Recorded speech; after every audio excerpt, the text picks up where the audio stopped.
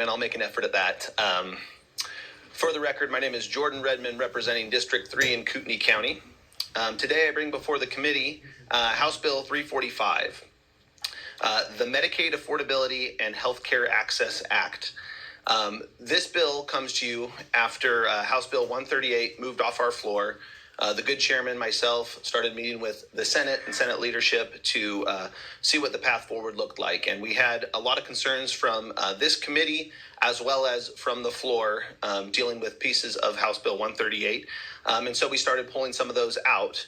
And with making those concessions, we still wanted to have significant reforms. And so what we did was we added some other pieces back into this bill. And that's where we come today with House Bill 345. I believe that House Bill 345 is larger in scope because it reforms the entire Medicaid program, with still meeting with stakeholders to address access to care and make sure that we're having correct reimbursements for healthcare providers. Some of the things that we changed actually from House Bill 138 is we removed the 36-month lifetime limit on expansion. We removed the 50,000 enrollee cap. And we also removed any repeal mechanism. Those were the largest concerns that we heard on House Bill 138, and so we removed them. But with removing those, we added in comprehensive Medicaid managed care, Medicaid cost sharing, practice authority protections, and site-neutral payments, all of which I believe have a very large impact in savings and accountability in the program. This bill actually provides for immediate savings to the state and provides for long-term sustainability and accountability in the entire Medicaid program. If you like, I can kind of walk through a bit of the bill with you. So 562202, in this place, we're actually helping with our rural hospitals and critical access hospitals, allowing for better reimbursement to preserve access to care in the bill. On 562203, this is the piece that we added the Medicaid cost sharing, which we passed out of this legislature last year. Some of this we've already have legislation passed through. We're kind of putting it in one place so it's easier to access for anyone looking into Medicaid. The thought with the Medicaid cost sharing is that I believe currently, emergency room visit is like an $8 copay. And the thought there is to make sure that we're using those funds or we're using those services the best way possible. We're not necessarily having any waste. And obviously $8 is not a lot, but it can make a determination whether, if it's something minor, maybe I don't go to the emergency room, maybe I try to find a different provider to serve that. But if it's something major, I obviously still have access there and it's not overly burdensome. The next move would be moving to comprehensive managed care. So I sat on a committee called the Managed Care Task Force 2 years ago. The good chairman was on there, Representative Healy was on there as well. And we had a lively debate on working through the VCOs or looking to manage care. Managed care would be a third party that we could capitate the rate, so it limits the risk for the state, as well as it provides stability, I believe. And I believe that myself, Representative Healy, and Representative Josh Tanner all signed the minority report thinking that we should head that direction. Through some of the conversations with providers, some of our FQHCs, I believe that the VCOs are very difficult for some of the smaller providers, and they're asking for some help there, which we add into this bill. And in that as well, we did provide for we want to hear from the providers as we roll out this comprehensive managed care. We have language in there requested by the providers to make sure that they have a voice. We're having conversations. And then the Medicaid review panel will be the ones that have legislative oversight on this and making sure that we're getting a plan exactly the way that we want it from this elected body. Next, we go into the expansion reforms. So with the work requirement, we have also made some changes. One of the changes that we made was a parent or caretaker personally providing care for a dependent. We wanted to make sure that was open-ended, being a dependent, meaning it could be a dependent that was over the age of 20. I mean, it could be an adult, but as long as they're providing that care, that qualifies. We wanted to see 20 hours of either work, training, or volunteer service. And I believe that there's so much dignity in work and trying to help people, make that next move. And with this expansion population, we're talking about able-bodied adults. So I think that's a key point here. I received an email asking about online school. Online school would qualify as well, so that there's no pushback there. And again, from some of these examples, we did remove, presumptive eligibility. We removed any kind of repeal trigger. We removed the cap and the lifetime max. So I think it's important, again, 53% of folks on the expansion population are working. We just want to make sure that we're having, we want to give those folks the opportunity for the 47 other percent to either be working, volunteering, or training. Additionally, we have the biannual redetermination. We have working on the eligibility so we can get for folks 138 down to 100. We want to clean that up so they can go all the way down to 100 to qualify for a individual health plan, qualifying for an advanced payment tax credit, which again is a significantly better plan than what Medicaid offers, and it pulls them off of the Medicaid expansion population. Next, in 562206, we have practice authority protections. This is House Bill 110 that's already passed this body. I believe it's over in the Senate, but it might have passed through the Senate as well. And this is simply us saying as Idaho that we want to determine who can practice and what they can practice for. We want to make sure that it's not, the federal government saying, well, because you have a bridge-year physician, they can't cover this thing. We want to make sure that we're having better access and allowing more providers to participate, which is better outcomes for all of our constituents. The site-neutral payments. This is part of a bipartisan national movement. I believe it was President Obama's HHS secretary, as well as I think President Trump's first HHS secretary, that both thought this would be a worthy path forward. Essentially, what this is saying is that if a hospital system buys a private practice, they can't bill at the hospital facility fee. And we had discussions with the hospital systems on this, and so we made sure to carve out that we're exempting the critical access and rural emergency hospitals, again, to make sure that those folks in those different other areas are having the coverage and the access that they need. We've pulled out some language here that's 20 years old dealing with the Medicaid managed care, again, because that's been replaced. And right here, when we go to, let's see here on section 1, lines 35 through 37, what we doing here is that when we move to managed care, we're going to be moving towards directed payments rather than using the UPL. And so we wanted to make sure that we made sure to specify that. And this is, again, concerns that came from the hospital systems and providers that we thought were very good changes, and made sure that we added those in there. Down here on lines 45 to 48, as we move from the VCO to the MCO, the reason that we have this lag there is because the Department of Health and Welfare is going to need staff to stand up and start working towards getting an RFQ on the MCO. And we didn't want to necessarily add more staff to the Department of Health and Welfare as we did this. And so moving away from the VCO, moving to the MCO so that we can start moving towards the managed care option. 265. This section is where we are exempting the FQHCs from any downside risk. The thought with that was, I believe that the FQHCs payer makeup is largely Medicaid payers, and they are truly the safety net. They're the ones that really do see so many of these folks, and they're just that group that we really didn't want to watch them go under. And I think they came to us saying that, hey, we really need to get this get out of this VCO, and we can't take any more risk because we are going to close down shop. I know that Representative Rod Furness had been working on some of this, as well as the good chairman, and I think this is an excellent place to add in here to make sure that the FQHCs do not go out of business, because they are that safety net. Some of the folks asked why we didn't have hospitals in there. I think it's because the broader payer makeup between the hospitals. They're accepting commercial plans, they're accepting private plans, whereas the FQHC's payer makeup is significantly, it's predominantly Medicaid.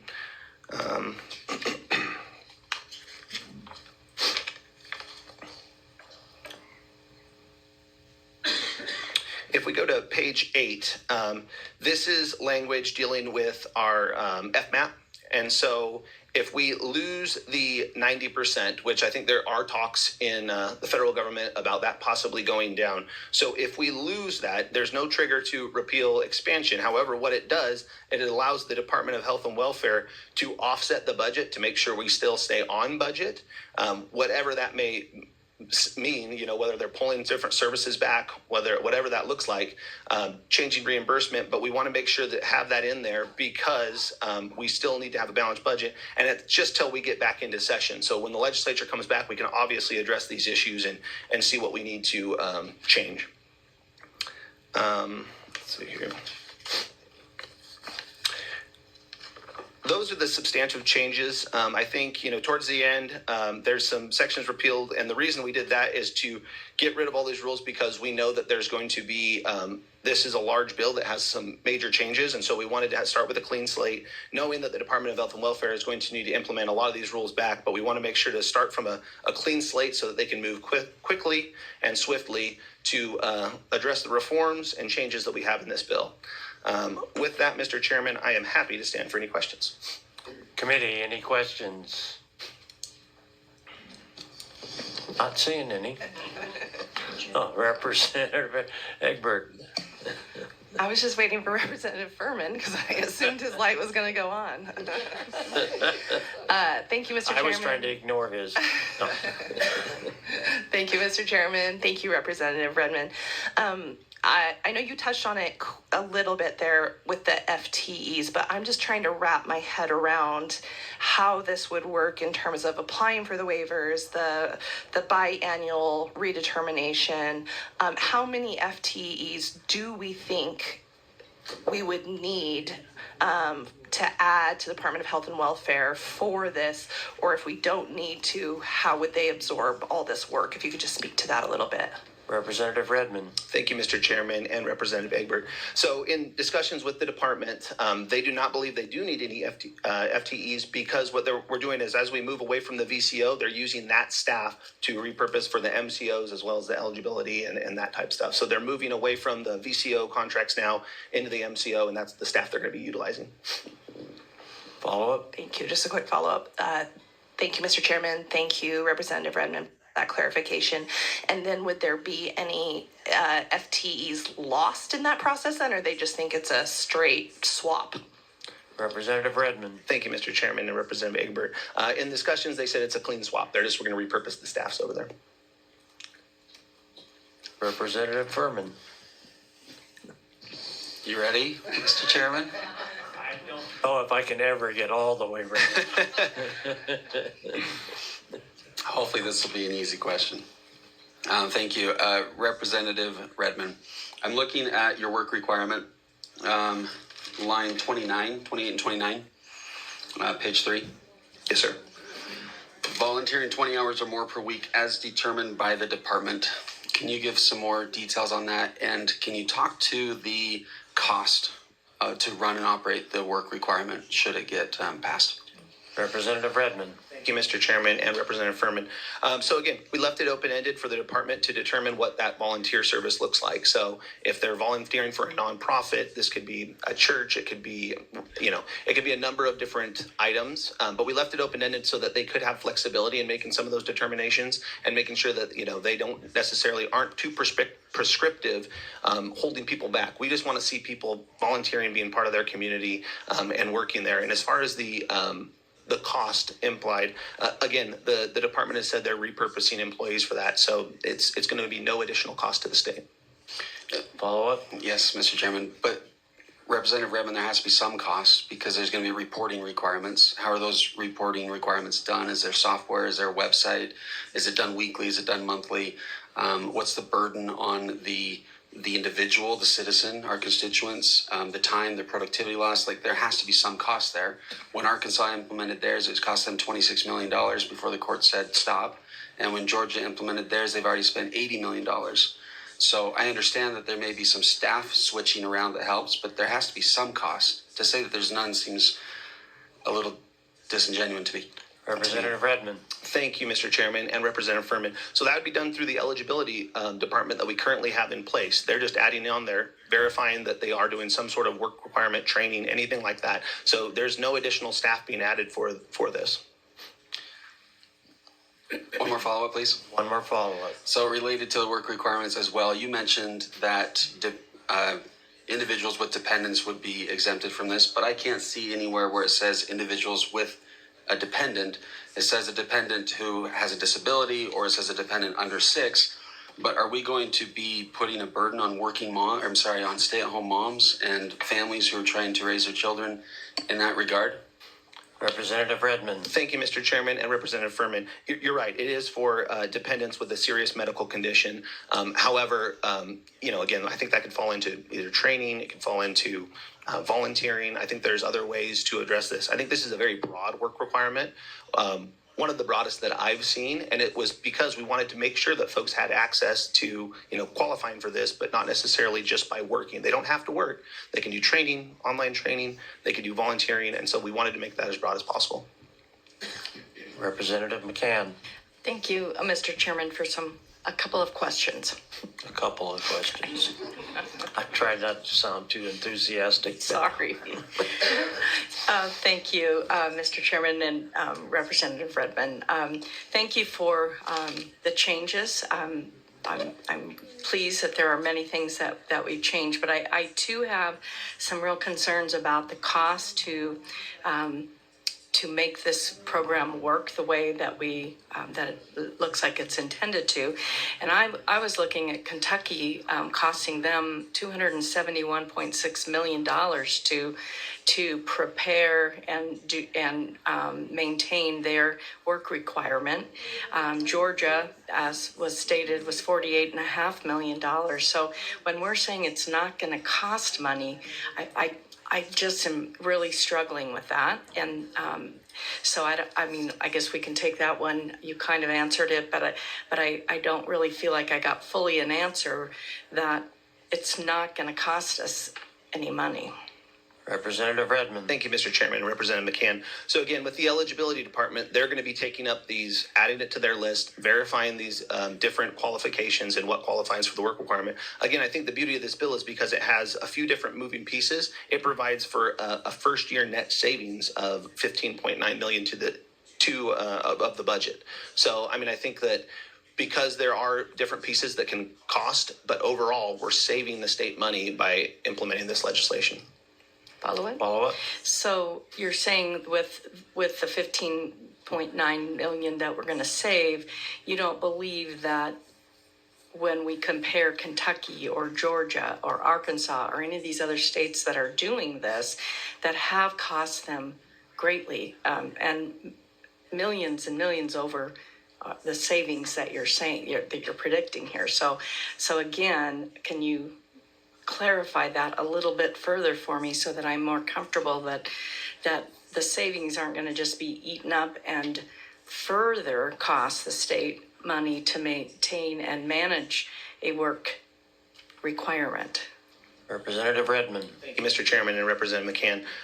So again, in discussions with the department, I have a lot of faith in our new director and what the changes that are being made in the department. We actually think that these savings could be larger. Based on everything that we have laid in here, we just figured that this was a conservative estimate on what the savings would be, and that we don't have any concerns that it's going to be more costly. Okay, thank you. One more follow-up. A new question, yes. Let me see where that one is.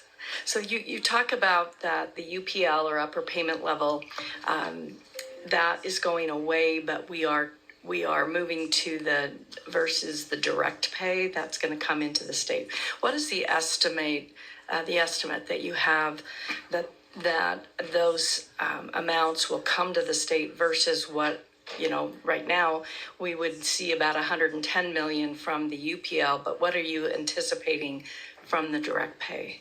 Representative Redmond. Thank you, Mr. Chairman and Representative McCann. We believe that direct pay will be more, actually, and that's why I think the hospitals were very comfortable with this change.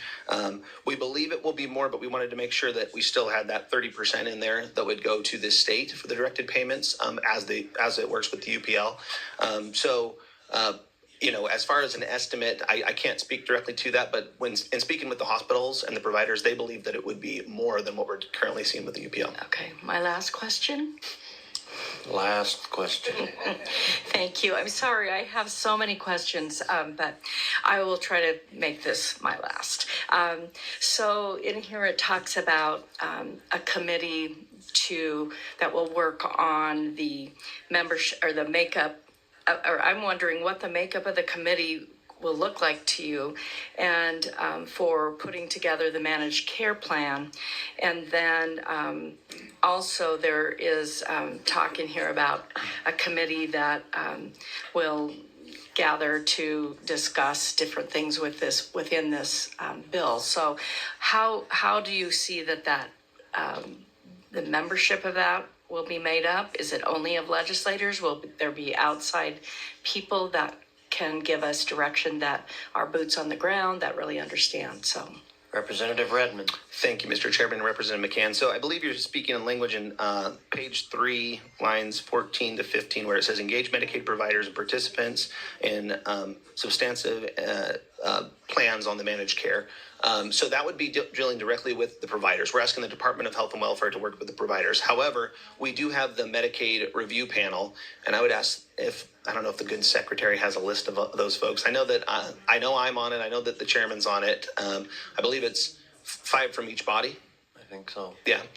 And so what the whole point of that panel was to review contracts, right, and have legislative oversight on those contracts. Instead of having the Department of Health and Welfare work autonomously, we want them to do work, bring it to us. We have discussions on it, and the plan is for this committee to meet very frequently and bringing in stakeholders to testify on what they want to see in the plan as well. The goal is to make this comprehensive managed care plan very Idaho specific, Idaho based. I believe there's 42 other states that have done managed care, so we can see the good and the bad from all of them, and we can create a very unique plan to us, and that's the exact reasoning for having that panel. thank you for clarifying. Representative Wheeler. Surprised you, huh? Chairman. No. Well, I thought Representative Beiswinger still had a question. First of all, I thought he turned his light off. Yeah, I want to thank the good chairman for triple the amount of mints this morning so that I can gear up for triple the amount I'm of already questions. on my first one. For a question, if I may. Questions in order. And first of all, I want to thank the sponsor and the good chairman. I think this has been an example of, a true attempt at robust compromise. And so I'm much more interested in this bill than I have been in some of the other conversations we've had. But just a couple questions.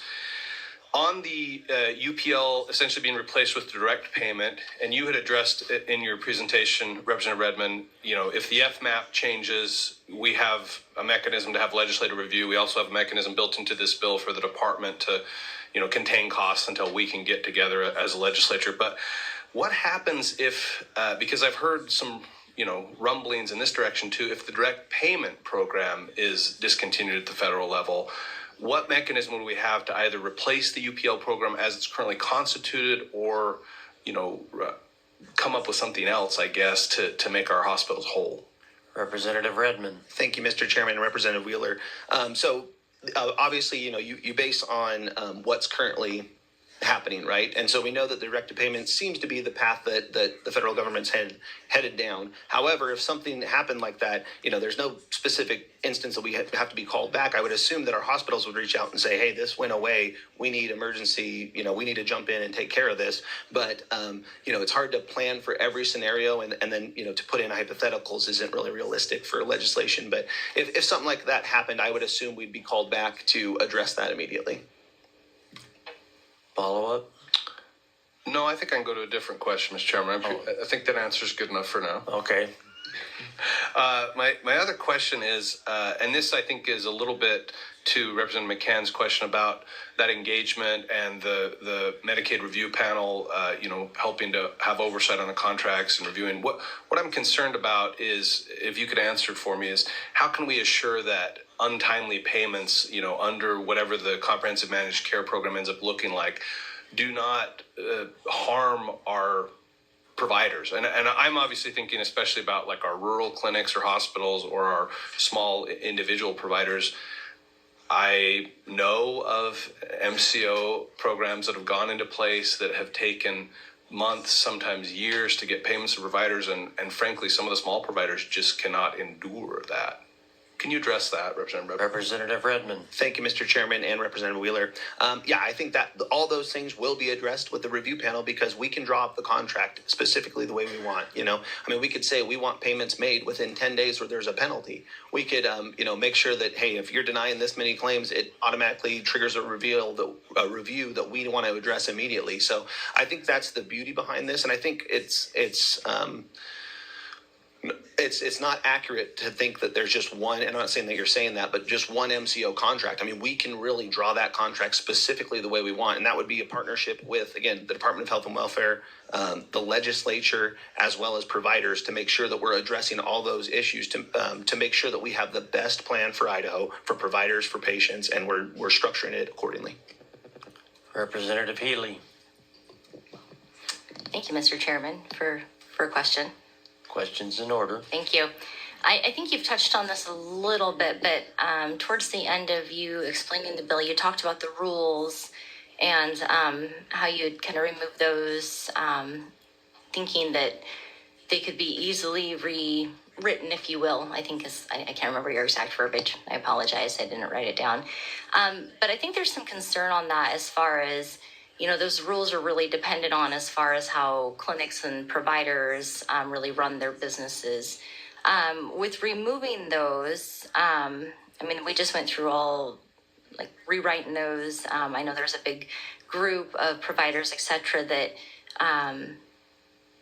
created those, and we just accepted those. But by just removing those and having nothing out there, I think there's concern of just going in the wind, if you will. Can you touch on, like, the thought behind that and what the providers would do in place of that, or how there would be something in place of that quickly, or what was behind the thought of that, just removing all those? Representative Redmond. Thank you, Mr. Chairman and Representative Healy. So again, because of the amount that we have in here, we believe that there's going to need to be some changes to the rules. We know that a lot of those rules are going to stay in place, but having them in one section for their ease of use for viewing and reading, we believe that was the best case. And there will be a temporary rule 7.1. There's clearly going to be, because of the speed that we need to move, there's going to need to be some temporary rules. And I imagine they largely go unchanged. However, because of the speed of actually working with all the different changes in here, we know that there needs to be some rule changes. Representative Erickson. Thank you, Mr. Chairman. My question is specific to the admin costs, because I'm looking at the different states that have MCOs versus the states that do not. And what I'm seeing on average across the country is because our current Idaho admin costs are pretty low. Mm-hmm. And I'm seeing it go up 9%, and in some cases up to 30% because of the admin costs just to administer the program of Medicaid. So therefore, when you calculate that, you're seeing an increase in budget overall to the Medicaid program. Can you speak to that specifically? Representative Redmond. Thank you, Mr. Chairman. Representative Erickson. Again, I go back to the Medicaid review panel. We can cap those admin costs. We can make sure to specify exactly how we want this plan to roll out, and I think that's where we're going to have input from providers, from this legislative body. We can really determine exactly the way we want that contract to read, and then when we send out the RFQ, we determine how many folks want to play in that space and what that looks like. Representative Rubel. Thank you, Mr. Chairman. Just to push a little more on the managed piece, because I've been to a lot of town halls and other gatherings with a lot of angry mobs from previous MCO contracts that were very specially negotiated for Idaho's unique needs, et cetera, et cetera. And we would hear endless horror stories from providers who had to spend all day, every day on hold trying to get things approved, and it was a mess. I guess, but in every one of those cases, I guess we were told up front, don't worry, this will be Idaho specific. We'll get to put our Idaho stamp and negotiate it exactly the way we want it. And I guess I am wondering what will be different about this managed care from every other managed care that I've heard about in front of an angry mob. Thanks. Representative Redmond. Thank you, Mr. Chairman and Representative Rubel. I've been in a few of those as well. I don't. The Medicaid review panel was set up specifically for dealing with these kind of contracts. We did not have that in the past, right? And so I think now that we do have that, we're going to have better legislative oversight. And because we get the calls and we get the emails, I think we have a different view of how that contract should look and making sure that we don't have those delays and that the services are being provided correctly. So again, I lean back more on the legislative review panel actually doing work and making sure that we're not dealing with those same issues that we've seen in the past. I'm beginning to think I've got a full employment act here. Representative Egbert. Thank you, Mr. Chairman. Last question, then. I know that we all really want to hear from the people that have signed up to testify. Thank you, Representative Redmond. My question also has to do with a managed care plan. Just so I understand, would this require an unwinding of our Idaho behavioral health plan, or how would those interact together? Representative Redmond. Thank you, Mr. Chairman and Representative Egbert. So at the front of it, no, it would not. We're going to keep those contracts in place. However, the renewal might look different. I mean, as far as we move on with those different plans, they could look vastly different. Representative Furman. Thank you, Mr. Chairman. This should be a quick one, I hope. I hope so too. Representative Redmond, I'm looking at, again, going to some of these waivers, and page 4, line 14. Yes, sir. We're talking about implementing biannual redetermination for persons eligible for Medicaid. So I have some experience with helping people get enrolled in Medicaid. During the healthcare exchange transformation that we had to work with the Department of Health and Welfare and get determinations from them before we could go and apply for tax credits. It was kind of a joint thing that we had to work with both. I can't tell you how many times, and I don't mean any disrespect to our department because I think they're wonderful, but how many times I was unable to get through that we'd get a message that said, we're too busy right now, call back later. Or that it was finally they implemented a, push 1 if you want to have us call you back, but then they would call you back at the absolute worst time and you couldn't answer and you had to start over. If we're requesting a biannual review, so we have to do everything that we're doing now twice, what assurances do we have that the department is going to be able to increase their customer service and actually complete those biannual reviews and not delay somebody's Medicaid eligibility to the point where they're not able to get the care they need? Representative Redmond. Thank you, Mr. Chairman and Representative Furman. I think that's an excellent question, and I wonder if the director would want to answer that one. He probably I don't work for the Department of Health and Welfare, so.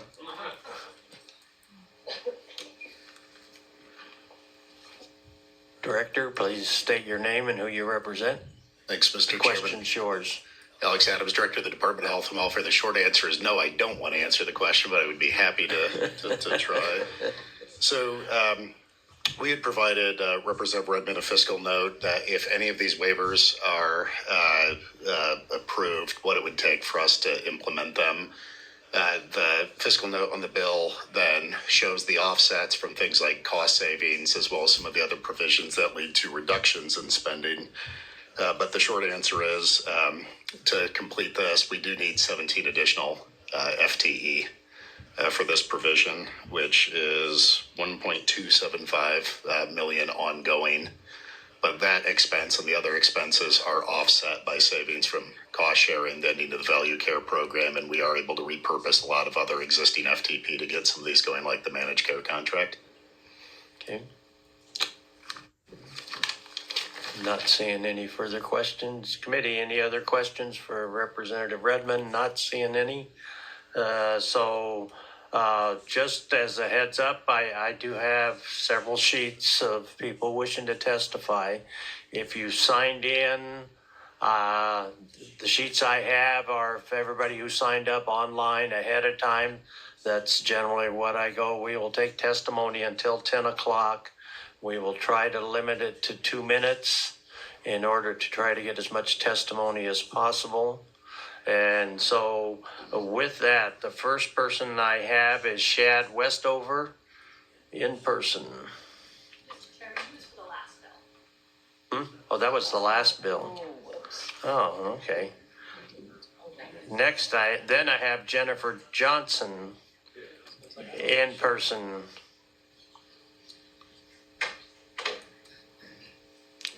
State your name and who you represent. Time is yours. Thank you. Good morning, Mr. Chairman and committee. My name is Jennifer Johnson, and I am from Boise, and I represent myself. I'm a small business owner, and I also work a second job, and I'm a single parent of twin boys with serious medical conditions. My family relies on Medicaid expansion for essential care and prescriptions, allowing me to work and contribute to Idaho's economy. While I understand the goal of reducing Medicaid costs, this bill does the opposite by adding unnecessary expenses and red tape. Adding work requirements is unnecessary. Those who are participating in Medicaid through expansion are people like me who are working one or more jobs, volunteering in the community, and raising families, but doing so at low incomes. Biannual redetermination is an administrative nightmare. Medicaid recipients must already report income changes affecting eligibility. Health and Welfare has payroll access and systems that track when participants exceed income limits. What Health and Welfare does not have is the manpower to handle enrollments and manage updates. In February, I phoned the department to report an update and received a message that they had a high number of calls and the information to report the information online or via email.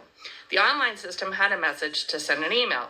I sent an email on February 4th. Now, a month later, I have not received confirmation or acknowledgement of the update. I know my household income and situation still qualifies for Medicaid, and I hope that the steps I have taken thus far ensure our coverage continues without a hiccup. I worry if the department is already struggling to be responsive, how will they be able to handle more than double the workload, biannual reporting, and work requirements? What is very likely to happen is those who do qualify will lose coverage because of difficulty in reporting information, and the department will be tasked with a huge burden of trying to monitor, unenroll, and re-enroll participants. In a state with a Red Tape Reduction Act, this legislation makes no sense, as it only adds to the red tape and bureaucracy. I urge you to vote no on House Bill 345. Thank you. Committee, any questions? Not seeing any. Thank you. Chairman? Oh, Representative Furman. I just want to suggest to Ms. Johnson, the director is right there. It's a great Just go opportunity sit to next to him, yeah. Thank you. Thank you. Next up is Ellen Terry, virtual. And then after that is Scott Dunn, virtual also.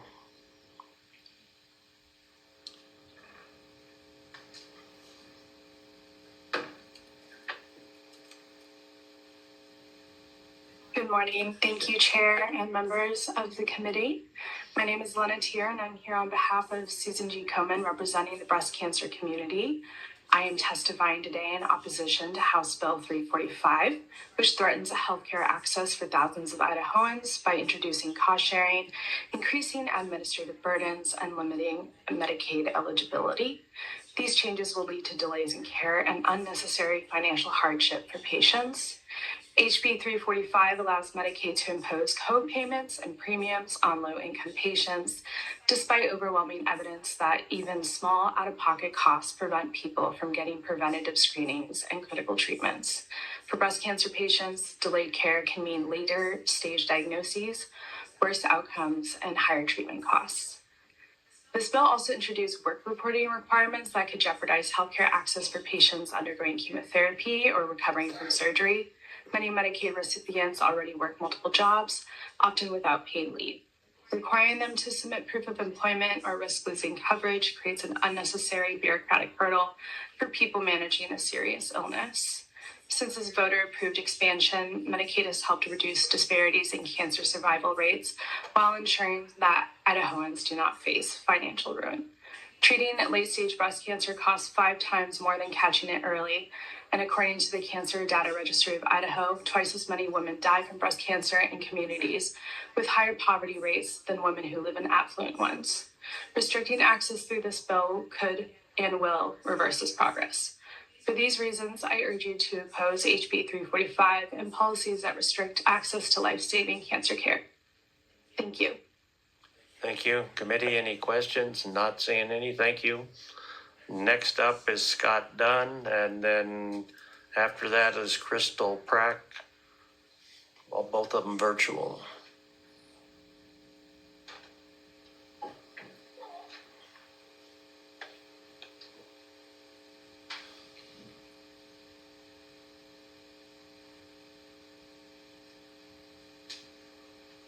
Good morning. Thank you, Mr. Chairman, for this opportunity. Dr. Scott Dunn, I live in Sandpoint, District 1. Today I'm representing the Idaho Academy of Family Physicians, over 800 family doctors, students, and residents in Idaho, and we are against House Bill 345. As it is, the Medicaid expansion population system was created by 61% of the voters who wanted the state to provide health care to this population, and now more than 70% support it. Most of these enrollees work in service industries, agriculture, or early career professionals.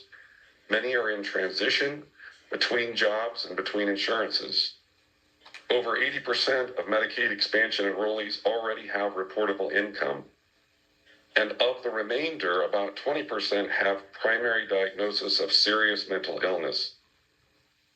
This bill would create complex bureaucracy and red tape which does not serve Idaho, but is an attempt to disqualify up to half of enrollees, as we can see in states like Arkansas who have already tried this. And when enrollees are disqualified from Medicaid expansion, their illnesses don't just disappear. They are forced to access care through emergency services, and oftentimes these are the most expensive services that are available. The bill goes farther by giving control to large out-of-state corporation managers who are going to manage care, which in my business usually means some kind of prior authorization, and that ends up being another layer of red tape. This does not serve Idaho. It does not serve our Idaho physicians. We urge you to vote no on House Bill 345. Thank you. Committee, any questions? Not seeing any. Thank you. Oh, Representative Kaler. For one question. Questions in order. Thank you, Mr. Dunn. Mr. Chairman, Mr. Dunn. Quick question. Where did you get your stats for the reportable income? Mr. Dunn. I got them on the internet, actually. Follow up. Follow up. Specific source citing, please.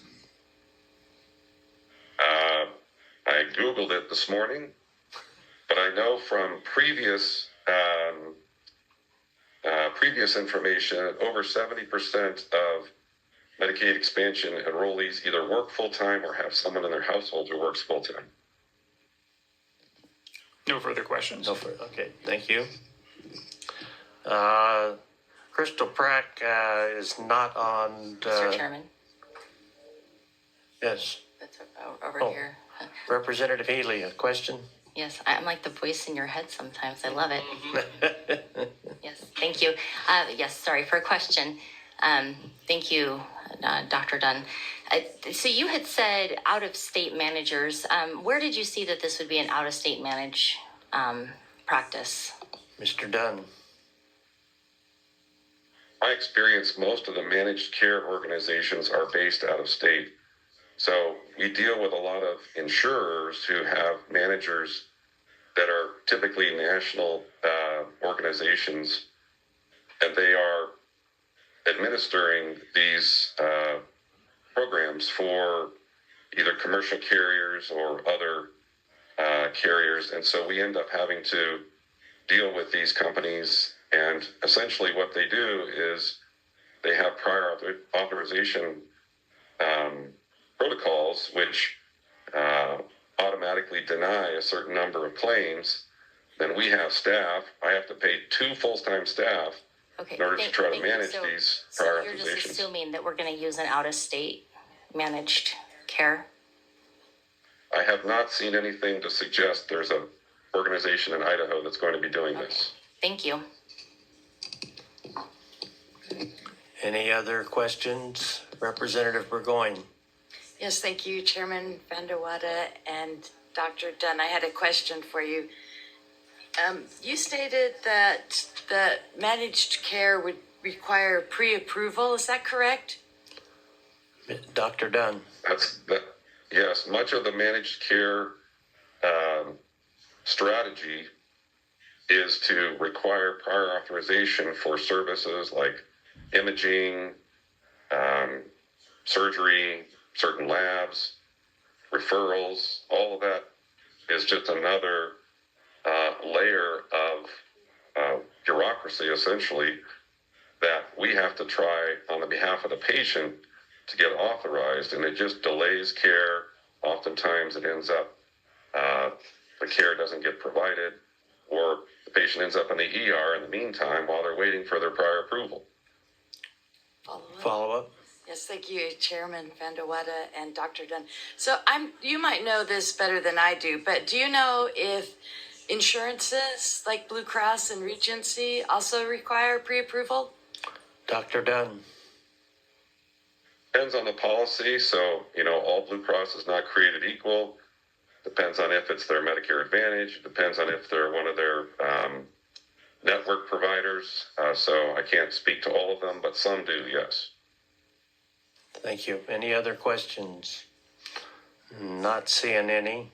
Next up I have then is Elnor Cheehy in person. She's in the other room. She's in the other room. Okay. If somebody could, if she's listening, if she could show up, well, we'll go down to the next one that I have is Hillary Hagan, also in person.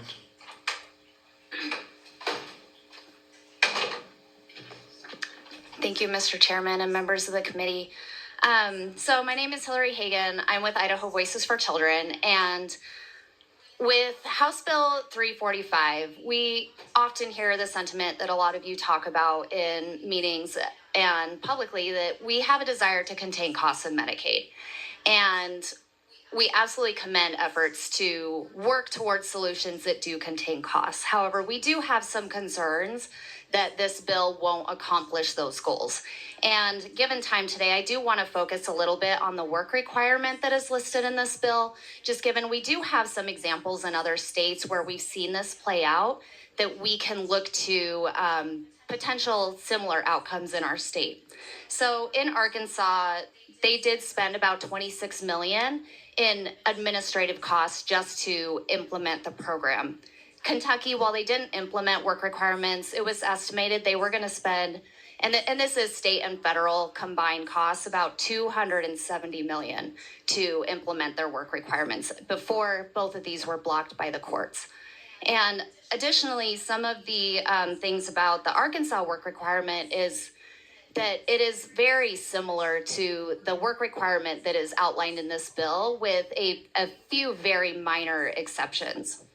So one of the things that I think is important to note, that knowing that a lot of the provisions are almost identical to Arkansas, what we saw in Arkansas is that 1 in 4 people lost coverage that were subject to the requirement, and 95% of them actually met the requirement or they met an exemption.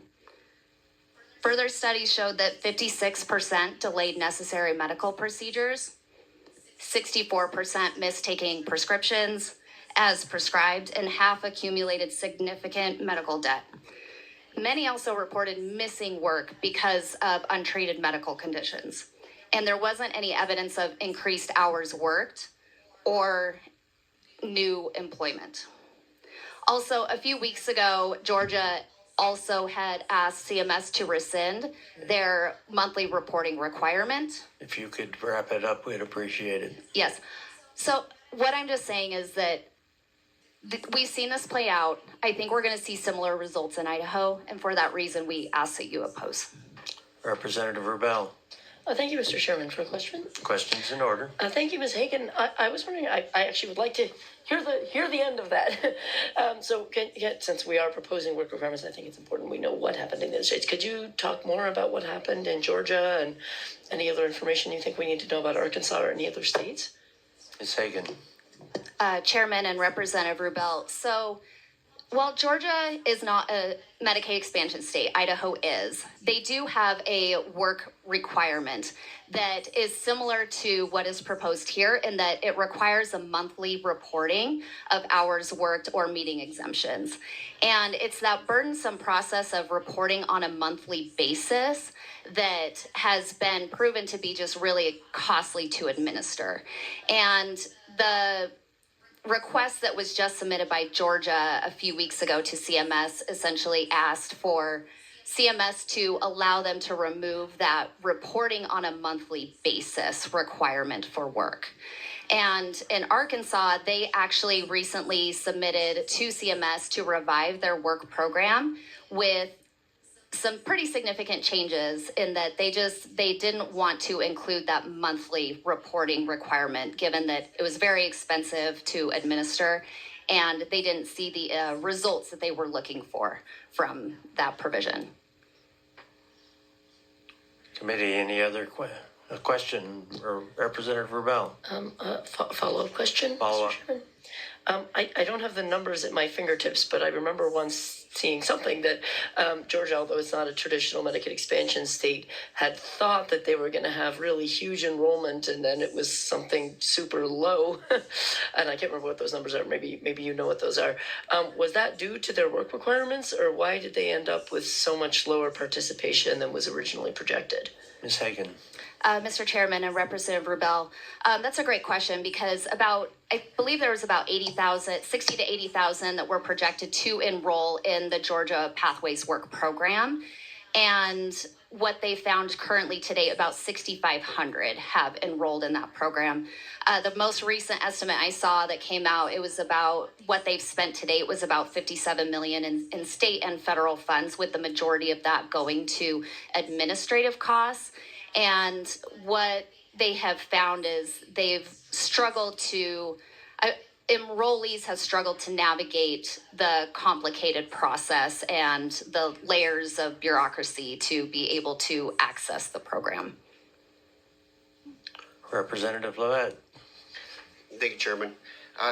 Thank you, Ms. Hagan. My question is, wasn't the Medicaid expansion initially passed to work with the working poor? I mean, wasn't that the whole premise for it, was for the working poor? And are we taking away that work requirement? Like the way we're trying to, at least the way I'm interpreting it, is that we are putting forward a work requirement because it is supposed to fill that gap for those people that fell between the requirements as far as for the Medicaid itself and didn't qualify for it.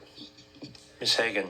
Mr. Chairman and Representative Levitt, it's a great question. So yes, Medicaid expansion passed with the goal of expanding health coverage through Medicaid to working poor Idahoans who work in low-wage jobs who don't have other health insurance options through their employer. And what we found is that the majority of those on Medicaid expansion are working or have some form of household income. And by adding in a work requirement that is, as it's designed in this particular bill, it really is more of a, we want you to report this on a monthly basis. We want you to submit on a monthly basis, proving that you're meeting all of these different exemptions, which is just added additional hoops that people have to jump through, even though they already have reported income. Follow up? Yeah, I was going to say, there are a lot of requirements there with a lot of these types of programs. I mean, you look at Social Security Administration. If you work over a certain amount of hours and you make a certain amount of money per month, you have to report that to the Social Security Administration. How is this really any different? Ms. Hagan. Mr. Chairman, Representative Levitt. So this adds extra documentation on a more regular basis. Right now, you submit income verification, you submit all your household information to see if you qualify for the program. If you don't have any income, and let's say you have a child living at home, you technically would qualify for Medicaid under the traditional program outside of Medicaid expansion. If you qualify for expansion, it's because you have some level of household income. And so what this bill does is it adds extra layers of, we're not only going to require income, we're going to require you work a certain number of hours, and we want you to report to show that you're actually working or volunteering or going to school, all these extra levels of paperwork to prove that you meet the extra requirements. Committee, any other questions? I just have one quick one. Can you show me in here in this bill where it says monthly reporting? So I apologize, Mr. Chairman. I don't have the bill right in front of me to tell you the exact line, but it specifically says in there that it's required to have 20 hours a week, average monthly. Okay, but I don't see anywhere that it requires monthly verification. There's a question I have. So again, this Medicaid expansion was for the working poor. You have to qualify in order to be in this group, which means you have to show income if you're working. So why is it more onerous to actually make sure people qualify for the program on a monthly or a semi-annually basis? Why is that more onerous if that's what the program's for? Mr. Chairman, one of the things that I think is important to note about what this bill adds additionally is that hourly reporting and just the additional paperwork you have to continuously supply the Department of Health and Welfare that can be quite burdensome on the enrollee, but also administratively to administer. And those additional paperwork hoops that people have to jump through have just shown in other states they cause more people to fall off the program, even if they meet those requirements. And so our position on this is that these extra hoops that people have to jump through end up just causing more people to lose coverage without adding additional benefit and costing the state more money. All right. Representative Kaler. For a question, Mr. Chairman. Questions in order. Thank you, Mr. Chairman. So, ma'am,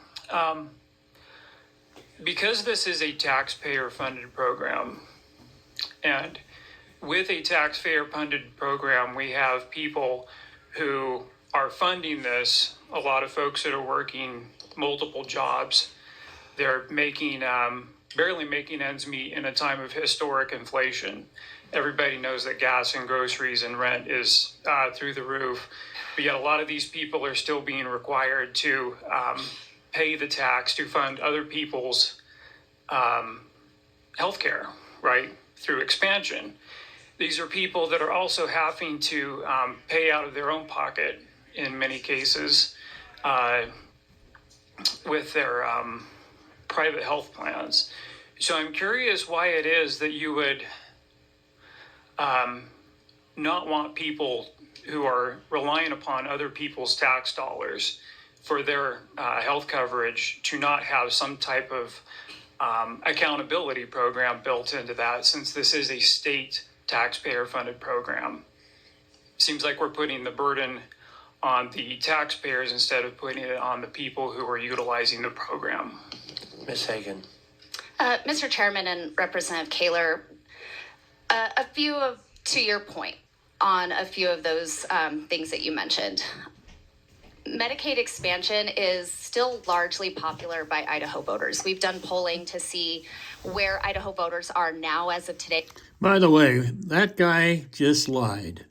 The federal government pays 90% of these subsidies, if you want to call it that, and the state only pays 10%, unlike the regular Medicaid that is 30% paid by the state.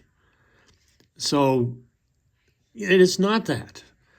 These people need help. There's 60, I forget exactly. My cousin died because he didn't, Medicaid expansion wasn't there, of a blood clot.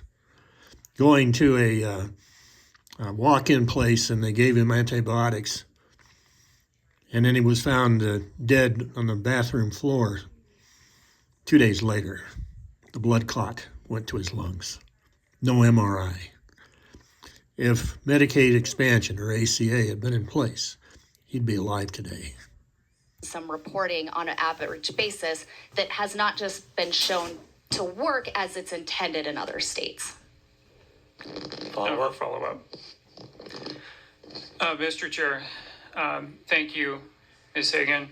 So there was a report that was released by the Health and Welfare this past November.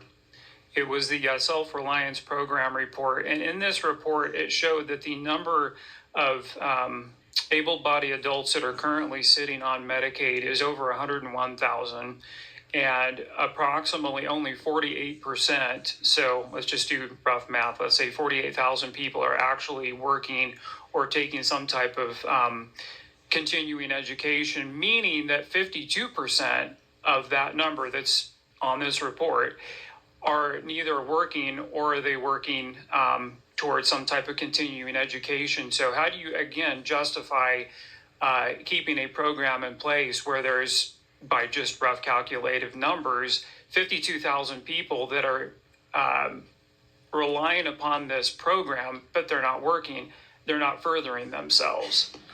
Ms. Hagan. Mr. Chairman and Representative Kaler, I don't produce those reports, so I'm not sure of the methodology that the Department of Health and Welfare uses.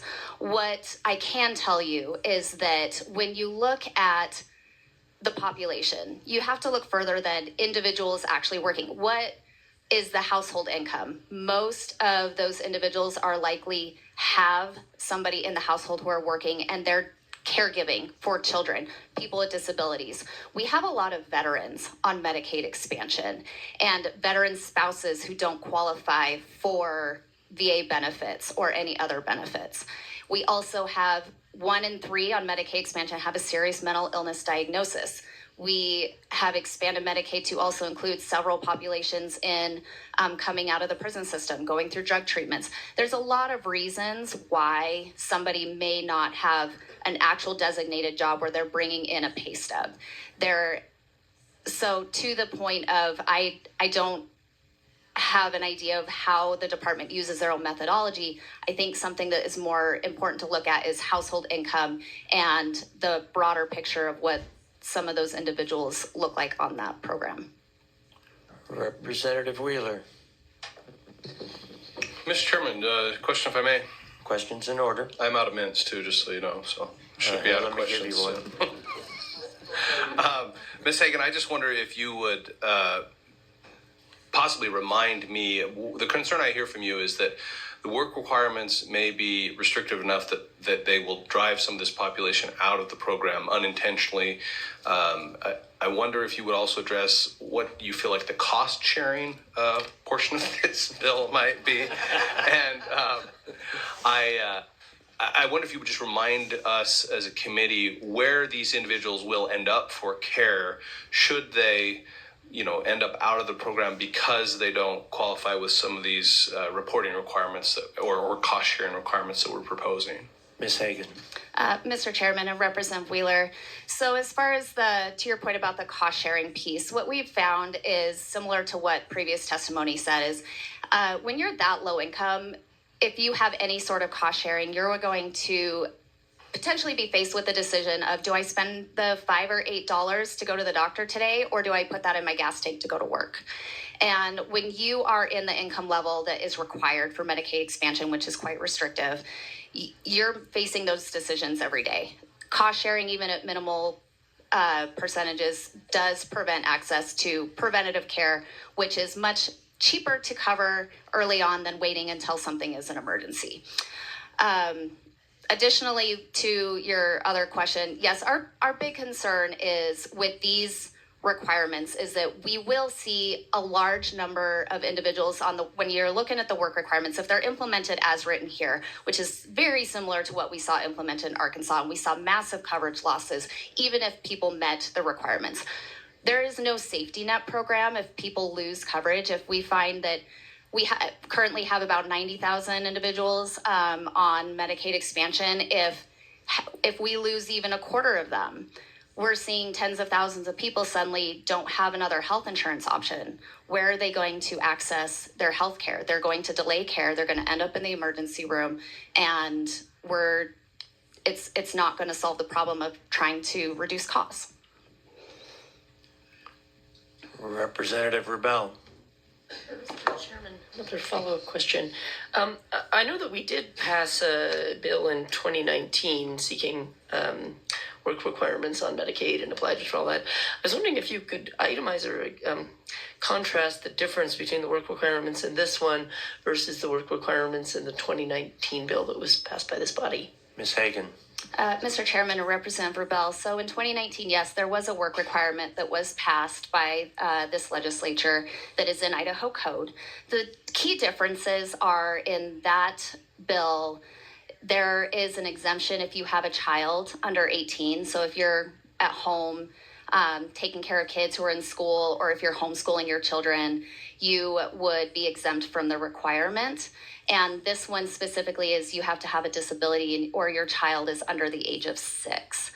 Additionally, in 2019, the bill, it applied to if you're between 19 and 59, and this one goes all the way to age 64. Representative Egbert. Thank you, Mr. Chairman. I still have all my mints, so I can go for a while. We're good for another 20 minutes. Thank you, Ms. Hagan. I think this committee understands now that in order to qualify in the first place for Medicaid expansion, you need to have income. I know when I worked in other places, not this body, sometimes we intentionally kept people below 20 hours a week, specifically because at 20 hours, that is when they got part-time off. That's when they qualified for PERSI if you're in the public sector. So is it safe to say that we know this population already is earning income, but some of them are in jobs that are keeping them below 20 hours a week? Ms. Hagan. Mr. Chairman and Representative Egbert, I think that's a really good point. When you look at largely the jobs that people have who are on Medicaid expansion, a lot of them are working multiple jobs or they have full-time jobs, but there are people who are working seasonal jobs, or they're shift workers, or they have unpredictable hours. And that is largely how we can see a lot of individuals that fall into expansion. They work more non-traditional jobs with unpredictable hours, unpredictable pay. And so it's very likely that you could have 1 month where you worked 20 hours a week, and then the next month, maybe you only work 15 hours a week. And we have concerns that if you worked all year or all 6 months, and you had 1 month where your hours were just a couple hours shy, that you would potentially lose your coverage. Representative Healy. Thank you, Mr. Chairman, for a couple of questions, if I may. Okay. Thank you. So going back, you had mentioned something earlier about being in a rehabilitation program may disqualify people. I just wondered if you could elaborate on that, because when I read this, I think on page 3, participating and complying with the requirements of a workfare program unless the individual is, and then line item 8. So I'm just wondering if you're interpreting that different than I am. Ms. Hagan. Mr. Chairman and Representative Healy, I'm sorry if I misspoke. If you are in a drug or substance use disorder treatment program, that is a qualifier, and I'm sorry if I misspoke on that piece. Follow up? No, I think I'll have to ponder that, because I think other rehabilitation programs qualify as well, but I'll ponder that one. And then second follow-up was cost sharing hurts prevention, but my understanding is prevention, there is no cost sharing. Can you elaborate on that as well? Ms. Hagan. Mr. Chairman and Representative Healy, how this bill is lined out is saying cost sharing will be to the maximum federal allowed, and that depending on how the department implements and looks at implementing cost sharing across, a lot of federally allowed programs allow cost sharing for going to a doctor visit. So let's say you go and see the doctor for something, you may have a copay to go there. When it comes to, I guess, more, let's say you're getting cancer screening, you have something that comes up and you have to get cancer screening. There could potentially be cost sharing involved in getting additional tests to go and see if things that may be indicated on the blood work that you should do further tests, those are going to have cost sharing applied to it. Follow up? Thank you. You look like you have another question. Yeah, so I guess I'm still confused. So even if they're under prevention and so if they're still preventative, so I get referred out because it's still considered preventative, you're saying that would be more expensive. Ms. Hagan. Mr. Chairman, I don't have the exact federal law of all the different services that are subject to requirements, and I'd have to look deeper into that. To the very specific, like your annual women's visit is, I guess, an example that I know is 100% covered. However, if you go and get your blood work and there's something that comes up and additional tests are required, those could necessitate some cost sharing. So that's more so what I'm referring to. One last follow-up. One last follow-up. Thank you. How is that different from now? Ms. Hagan. Mr. Chairman, Representative Healy, currently under current Medicaid rules, there is no cost sharing if you have to get additional tests. Interesting. Okay, thank you. All right. Not seeing any other questions. Oh, Representative Kaler. For one more question, please. One more. Mr. Chairman, thank you, Ms. Hagan. So I just want to follow up on a point that you discussed a few minutes ago with the majority of Idahoans or voters approve of the Medicaid process or the expansion process, right, for Idahoans. So the one question that I would ask, but I want to preface that with, let's look at what the budget for expansion has been from when it was initially funded in 2020 to what we're currently trying to fund right now for fiscal year 2026. Original appropriation was $197 million. We're currently working on a budget request of almost $1.4 billion. That is by rough calculation, about a 588% increase in 6 years. What does that look like in another 6 years? That's just a rhetorical question. So with the idea behind some of these Medicaid expansion and reform bills that we've been trying to get through, we're trying to obviously put some type of guardrails up. We're trying to do something to lower this ballooning cost year upon year. So my question my question for you is, and I would like this to be stated for the record, what proposal would you have for the legislature, for the members of us on the committee, to keep funding something that is costing taxpayers more and more year upon year without bankrupting the taxpayers? By the way, many people don't know that guy and all the legislators and every person like city council members, mayors, are on the state health program. In other words, they have health care for example, a 2-year term, 24 months. He has 24 months of health care, and the cost of that health care is about $1,000 to $1,200 a month. So he's like the kettle calling the pot black. That's a lot of money. That's a real perk to be a legislator. Costs that the state incurs. We have a provider shortage. And so my answer to that would be looking to where are the costs coming from and start looking to what levers we can pull to keep people receiving care in Idaho, add additional resources for behavioral health services so people are able to get care in their community and look to how we can address extremely high pharmacy costs. Thank you. Not seeing any other questions. Thank you for your time. We will go back to Eleanor Cheney. I saw you have entered the room, so.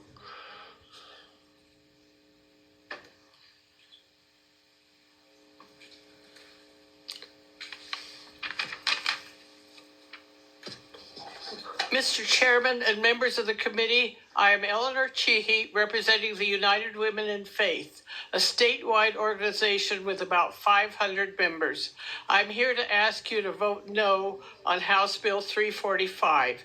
It calls for able-bodied persons to report regularly to prove that they are working or doing other worthwhile activities. How does an able-bodied single adult have an income of $15,000 to $20,000 a year without working, or a family of four have an income of $30,000 to $40,000 a year without somebody working? Many of these people work for companies that do not provide health insurance for their employees and families. The SOP and fiscal note for House Bill 345 says that this is expected to save the state general fund some $5.9 to $10 million a year. The legislature and governor have seen fit to provide $50 million of general fund monies to families who send their children to private schools. Please vote no on House Bill 345, or at least remove the work reporting requirements in order to allow the working poor to continue to receive Medicaid and expanded Medicaid benefits. Thank you for listening. Thank you. Committee, any questions? Not seeing any. Thank you. Next up is Beth Markley.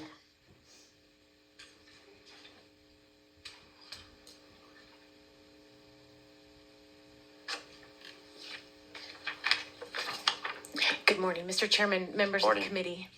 My name is Beth Markley. I am the executive director of NAMI Idaho. We are the state organization of the National Alliance on Mental Illness, and I'm asking you to vote no on this bill. NAMI supports the recovery goal of employment, while also recognizing that people with mental illness are disproportionately unemployed.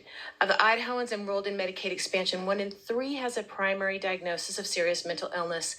Nationally, only about 1 in 5 adults who receive community mental health services are competitively employed, and that number drops to under 7% for people with serious mental illness like schizophrenia. Unfortunately, work requirements in Medicaid don't advance the goal for employment for many people with mental illness. Studies of work requirements have shown that they do not lead to long-term stable employment, but do increase state administrative costs and complexity, as we've seen. Additionally, there are a number of reasons that people with mental illness who have not been determined to be disabled may not be ready to work.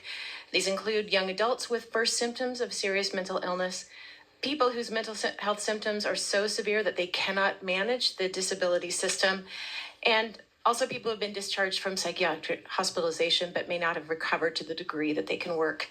People with mental illness often need health care for physical health conditions in conjunction with treatment for mental illness, and people with a serious mental illness have an estimated life expectancy of 25 years shorter than the general population. Taking away their health coverage will delay treatment for both mental and chronic physical health conditions such as hypertension, diabetes, and asthma.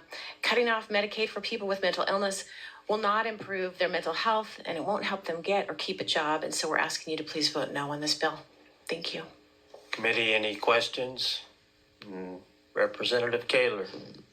Mr. Chairman, Ms. Markley, do you have any stats on how many people that are considered able-bodied adults are afflicted with this mental illness, like percentage-wise? Ms. Yes, Markley. Sorry, Mr. Chairman, Representative Kaler. Nationwide, about 1 in 5 is afflicted with mental illness. In Idaho, it's closer to 1 in 4. For follow-up. Follow-up.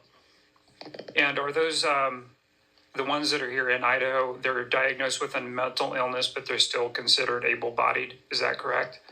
Ms. Marley. Mr. Chairman, Representative Kaler, in Idaho, the process to get a specific disability determination often can take up to 2 years. And so, yes, they are technically considered able-bodied until they have that diagnosis or determination. And I can tell you that for people with mental health conditions, serious mental health conditions, like, for example, my son who has schizoaffective disorder, the process of recovery and dialing in that medication, actually even seeking mental health care, can take an average of 11 years. And so someone who has an onset, say, of young adulthood, they're well into their 30s or even 40s before they get appropriate care.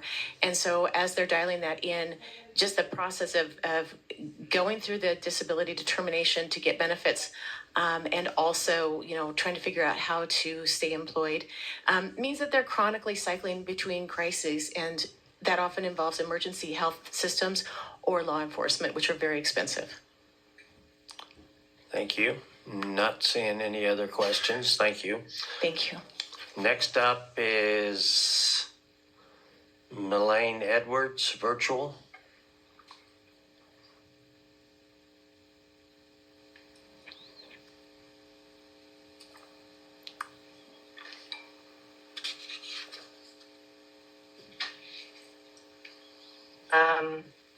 Hello? We can hear you. We don't see you, but we hear you. It says the host has stopped it. Can I start my video? Let me try again. Oh, there you were. You were there for a minute. I was. There you are. How about that? Oh, There. good. That's Thank you. Good morning, committee chair and members. My name is Dr. Melanie Edwards. I live in Idaho Falls. I represent myself, and I'm asking you to vote no on House Bill 345. I've been a hospital physical therapist in Idaho Falls for 15 years.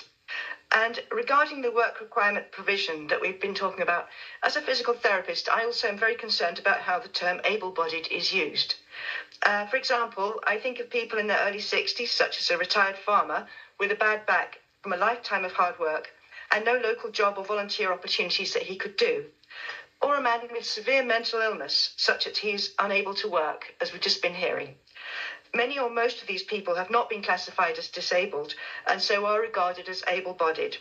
And these situations are not rare outliers in Idaho. The work or volunteer requirement would strip away their care. Pardon? Yeah. I worked in the hospital with patients who had a stroke from uncontrolled blood pressure and others who had a leg amputation from uncontrolled diabetes because they could not get preventative care and simple and inexpensive medications. For those who have conditions that are chronic but intermittent, the bureaucratic hurdles of reporting on occasional work hours would be a nightmare and would most likely make it impossible to meet the reporting requirements to get the health care they desperately need in order to be able to work at all. I'm thinking of people with asthma or autoimmune conditions or chronic infections or wounds, for example. Introducing work requirements to obtain healthcare will throw many of these people out of the system simply because they fail to meet reporting requirements or are unable to meet the monthly hours needed over a specific period of time. Losing their health coverage even for a month can severely disrupt their care or potentially lead to medical bankruptcy just to restore their health so that they can return to their lives and their work. For a cost containment measure, the result of this bill would be a failure of controlling costs because of the loss of preventative care, in addition to the admin costs, as well as a tremendous loss to the patient, their family, the community, and their ability to contribute productively to that community. So please vote no on House Bill 345 for these reasons, and I'd be happy to answer any questions. Thank you. Committee, any questions? Not seeing any. Thank you for your testimony. Next up is Dr. Siemens, virtual.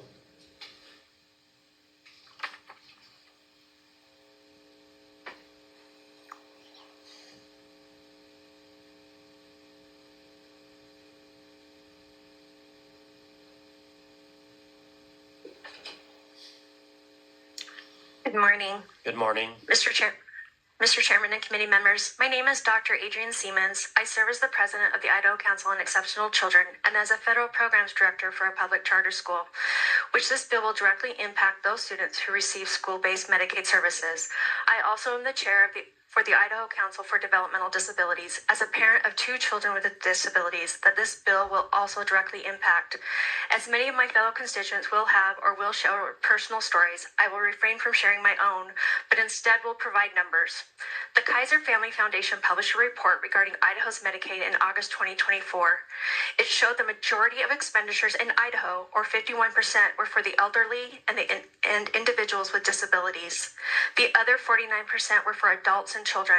Unfortunately, I do not have the breakdown of how many of those 49% were children. This means that some of our most vulnerable population are the biggest consumers of Medicaid.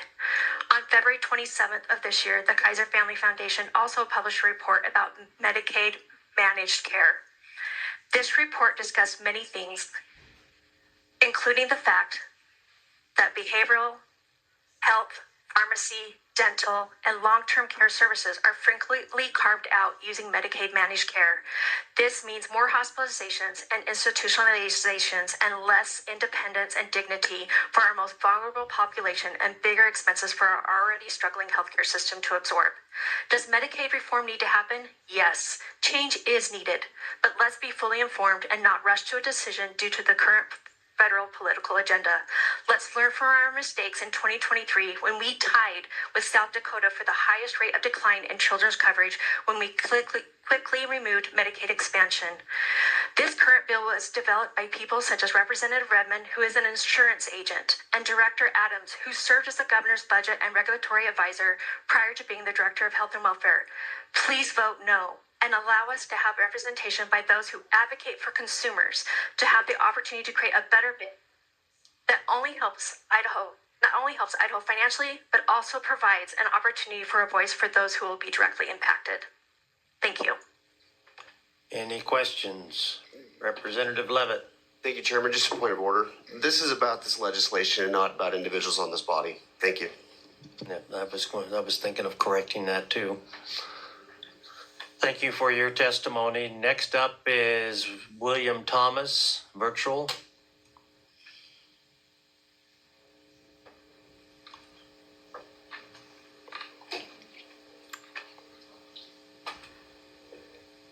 And the members of the committee, I'm saddened to hear of yet another attack on Medicaid expansion. This is a third attempt by the same people to try to take away coverage for thousands of people that are enrolled in Medicaid expansion. Oh, I gotta get my video, sorry. The first bill was a termination of Medicaid expansion outright. The second was putting triggers that could not be met and therefore Medicaid expansion would be repealed. Now the work requirement is a method to cut thousands of people off coverage by red tape hurdles. You know, taking away healthcare coverage does not make people work.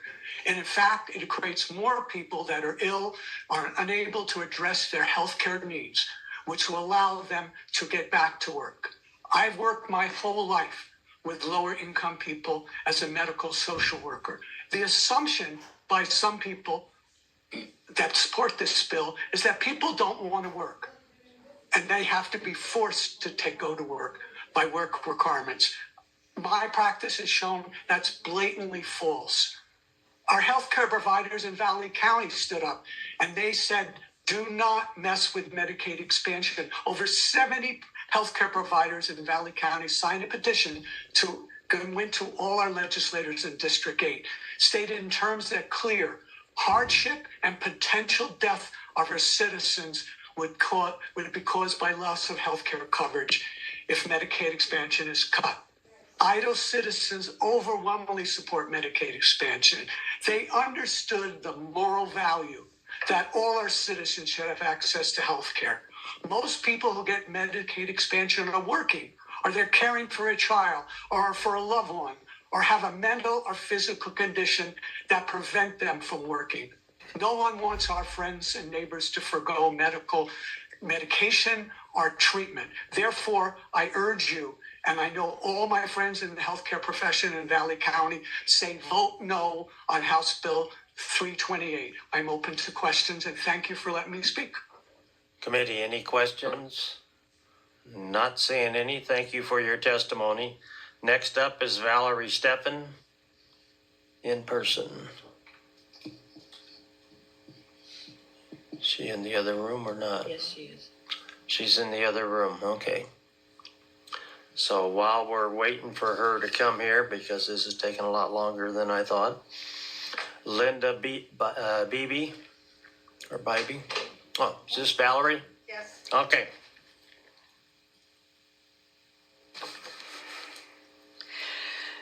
Mr. Chair, committee, thank you for hearing my testimony. I'm Valerie Steffen, and I'm here to ask you to please vote no on House Bill 345. I'm an Idahoan with neighbors who need Medicaid expansion coverage. Everywhere I've lived in Idaho for the past 35 years, at least some of my neighbors with jobs couldn't afford health insurance until Medicaid expansion. Now, my low-income employed neighbors within blocks of my home are able to see the doctor when they need to, but HB 345 threatens their health and economic solvency for unlikely improvements. HB 345 will prevent many needy, deserving Idahoans from getting essential care by snaring them in a web of complicated, unnecessary red tape and barriers to insurance. It will cause poverty, bankruptcy, and housing insecurity for many, transforming healthy economic contributors to burdens on Idaho's economy. It will worsen the health of all Idahoans because many who lose coverage won't get care and they'll become sicker and spread their sickness to the rest of us. It will add to taxpayers and health consumers' costs. That's mine and yours.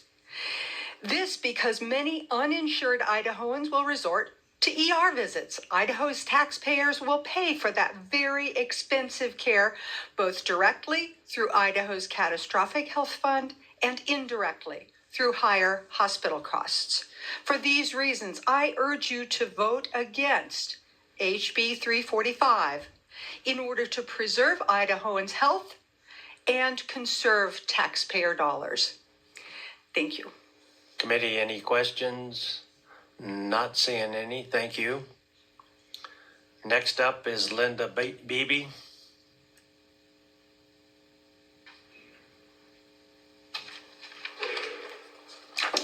Mr. Chairman and committee, I don't have a whole lot to add because we've heard a lot of it, but just a few little points. My biggest opposition to this bill is the work requirements.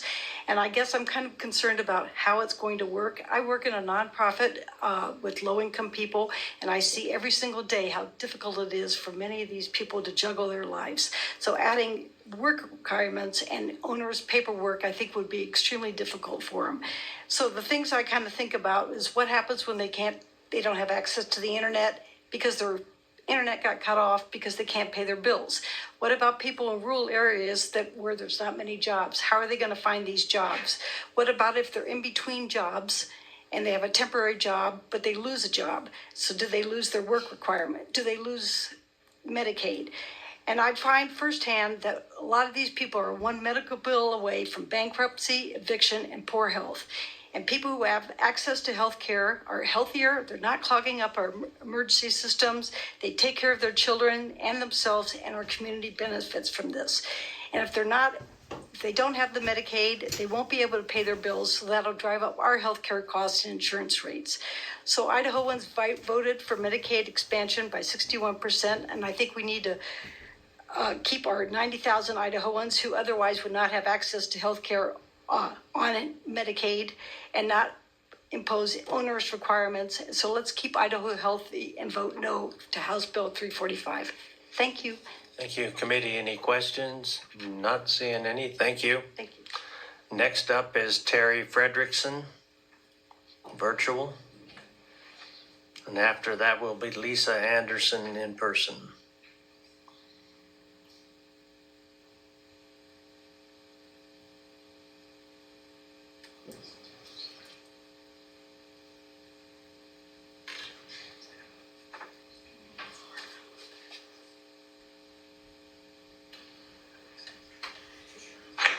Chairman, committee, thank you for allowing me to take the time to address you. I know your time is valuable, and to be honest, I think a lot of great points have already been made. When I look at this bill, I see some things that are actually pretty good. I see some things that you guys are trying to address that are very complicated. I'm a provider in the Pocatello area of mental health services specializing in substance abuse. I don't envy you having to try to finagle the complications of Medicaid expansion. I would just tell you again, kind of reflect on a lot of the testimony that's already been given. And if this does pass the committee, I would just ask that you really do take some time as it works its way to the floor to meet with the people that are providing the services, hear their concerns, realize that there's some pretty good concerns with some of the things that have already been spoken, and just take time to listen to them, especially if they're in your district. But even if they're out of your district, just realize this is something that affects all Idahoans, and just would really encourage you guys to take the time to do that. I know your time is valuable, so I appreciate the time and being able to address you. Thanks. Thank you. Any questions? Not seeing any. Next up, I had Lisa Anderson.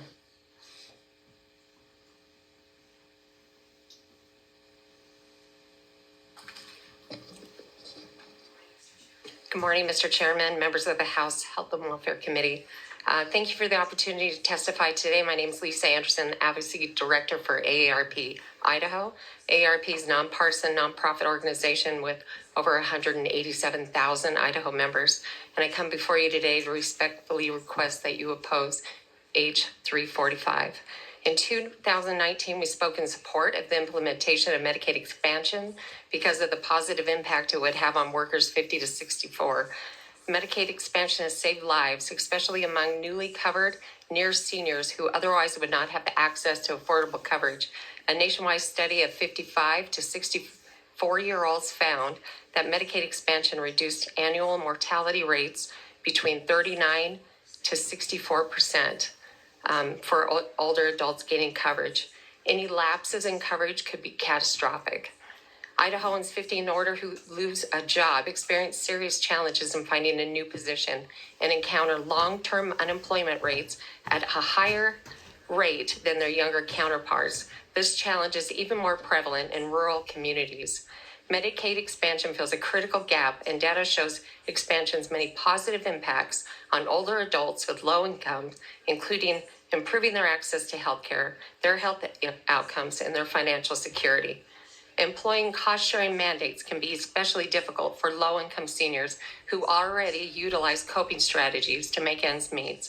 One such strategy is foregoing food, with nearly 9% of seniors in our state not receiving enough nutrition. We are now on our third attempt to tackle Medicaid expansion this session. It is clear that there isn't a consensus on how to proceed, and there still remain many unknowns. Moving forward, AARP Idaho welcomes working with the department, legislators, and stakeholders to find workable solutions for Idahoans. Mr. Chairman and members of the committee, I appreciate your time. And on behalf of AARP Idaho, I urge you to vote no. Thank you. Committee, any questions? Not seeing any. Thank you.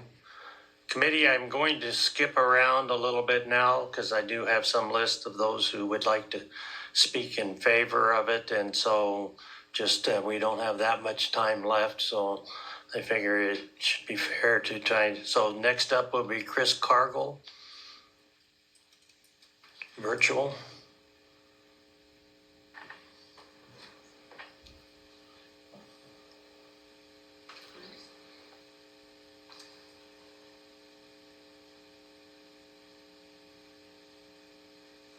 Good morning, Mr. Chairman. Can you hear me? We can hear you. Thank you very much, Mr. Chairman, members of the committee. I'm Chris Cargill, president of the Mountain States Policy Center. Let me start by wishing everyone a happy Idaho Day. I appreciate the legislature's work on this particular issue and the invite to offer testimony this morning. Mr. Chairman, I think you hit the nail on the head that this program was specifically designed for the most vulnerable, the working poor, parents with children, the disabled. Medicaid was never intended to provide health insurance for more than 20% of the population. As you all know, the cost of Medicaid coverage for the state is skyrocketing, and unless you act, you could very well lose financial control of this over this program. Representative Kaler's numbers were spot on, and contrary to popular belief, Medicaid funding from the federal government is not free money for the state. Major strings are always attached, and when Medicaid expansion was first adopted, we warned that the federal government's portion of the coverage was not going to last forever. Just in the past 5 years, Medicaid outlays at the federal level have increased almost 50%, and our state Medicaid budget also continues to grow, as we've talked about this morning. This guy is obviously, it's money, money, money, money. People don't count. And let me reiterate here, there's about 200,000 on regular Medicaid.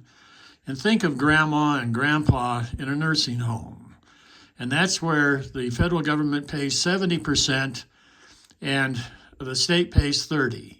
When it comes to Medicaid expansion with 80 or 100,000, Medicaid expansion pays 90% from the federal government and 10% from the state. This guy is, money, money, money, money, money. And he's obviously in line with the healthcare system that forces 600,000 people into bankruptcy.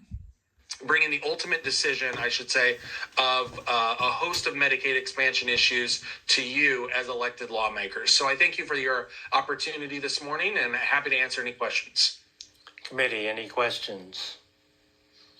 Not seeing any. Thank you. Thank you. Fred Birnbaum, maybe he was here earlier. Is he left? He had to leave some. What do you have? Kyle Rooks.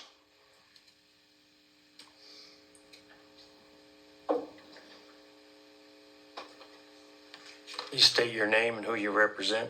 Yep, Chairman, members of the committee, thank you for the opportunity to speak in support of House Bill 345. My name is Kyle Rooks, and I represent the Community Health Center Network of Idaho and the 15 community health centers that provide care throughout the state. Community health centers serve over 250,000 patients across more than 200 clinics statewide, delivering high-quality primary and preventative care through integrated medical, dental, behavioral health, and pharmacy services.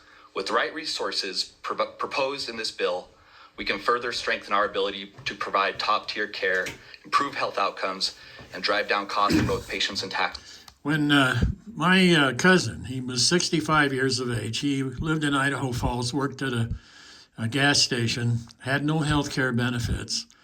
He was having chest pains. So he went to one of these places that this guy talks about. And it was in a mall. And when he did, they diagnosed him, well, you have an infection in your lungs or something. So they gave him antibiotics. He paid $250. He went home, and his wife woke up in the morning, and there he was on the bathroom floor, dead. His lips were blue. They did a diagnosis of him, and he had a blood clot that went from his leg into his heart, and the chest pains was caused by that blood clot. Well, eventually it broke loose and went to his heart. Had he had an MRI or gone to a regular doctor, he would be alive today. And it was a terrible thing. I was at the funeral, and it was really sad because that walk-in place that gave him the antibiotics didn't diagnose anything except them sold him drugs. Question for the constituencies of the folks that you all serve in the CHAS clinics. Do you since you're supporting this, you do not think then that the folks that you serve, that you will lose or that they will lose coverage based on some of the information we've been discussing? Mr. Rooks. Chairman, Representative, and thank you. And just to clarify, so Chaz Health is one of our members in your area, and we do represent all the community health centers. So when talking with the community health centers, and this is our main constituency, we serve these patients, and we do it proudly, and we always have, and we always will. When talking to them, when we say we're serving the working poor, we truly do mean that. So we're looking at this, and we do believe there's some generous provisions provided by the sponsor that seem pretty reasonable to us. And and if folks are struggling, we are committed to having the right staff at our clinics to help people to make sure they can meet those qualifications. And at the end of the day, we want to make sure patients are advancing both in health and finances. Thank you. Representative Rubel. Thank you, Mr. Chairman, for a question similar but extending the one asked by Representative Gann. I don't know if you were listening. You've been here all day. I guess I'm concerned about the Arkansas model where a quarter of the people lost coverage and virtually all of them were working. We're proposing extremely similar reporting requirements here. So if similar results happened here, since it's a pretty similar situation, I mean, are you concerned that a quarter of people might lose Medicaid expansion, and what impact would that have on your clinic and the people that you serve? Mr. Brooks. Yeah, Mr. Chairman and Representative, we had very thoughtful conversation with my board and all the community health centers that we represent. We looked through this. We didn't take this lightly. We looked through this because, again, our end goal is that patients are receiving care. That is number one priority for us. And when talking to my members, they looked at this and they realize that a lot of these patients are within eligibility requirements, and we will do what is needed to make sure that they can maintain coverage as we see how the reporting is rolled out. Committee, any other questions? Not seeing any. Do you have? Yeah. In person. Kevin Kniper, in person.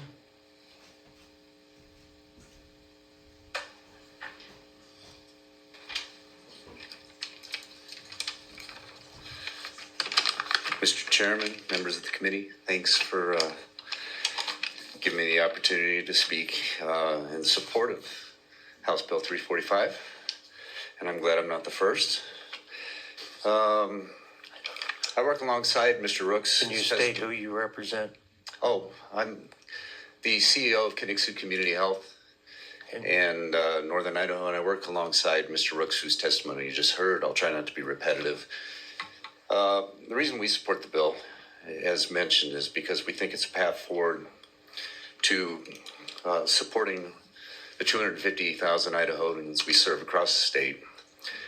And it offers predictability and a level of certainty that gives us a foundation to continue to partner with the state in providing care for these populations, and to do so in a way that drives down cost. We are the safety net ultimately for these populations, and we provide quality care in a coordinated preventative care approach. And when done well, and we do it well, we reduce and drive down symptoms and occurrences of critical diseases such as heart disease, diabetes, cancer, substance abuse, and mental health. And we do that through our facilities with coordinated care around medical, dental, and mental health and pharmacy all in one location. And the reason it saves costs is because when successfully done, it reduces the need for repetitive unnecessary labs, imaging, prescription, reduces hospitalization, reduces unnecessary access of the emergency departments, and of course reduces the need for unnecessary pharmacy. We take pride in what we do. And as mentioned, I think the real key in how we contribute as a partner for the state in controlling costs is that we are serving the population. 80% of our population is the needy population that is at the highest risk because of their lifestyle, socioeconomic conditions, that they'll be in situations that are high-cost drivers. So I thank you for allowing me to speak in support of HB 345. Committee, any questions? Not seeing any, thank you. Thank you. Ken Hart in person.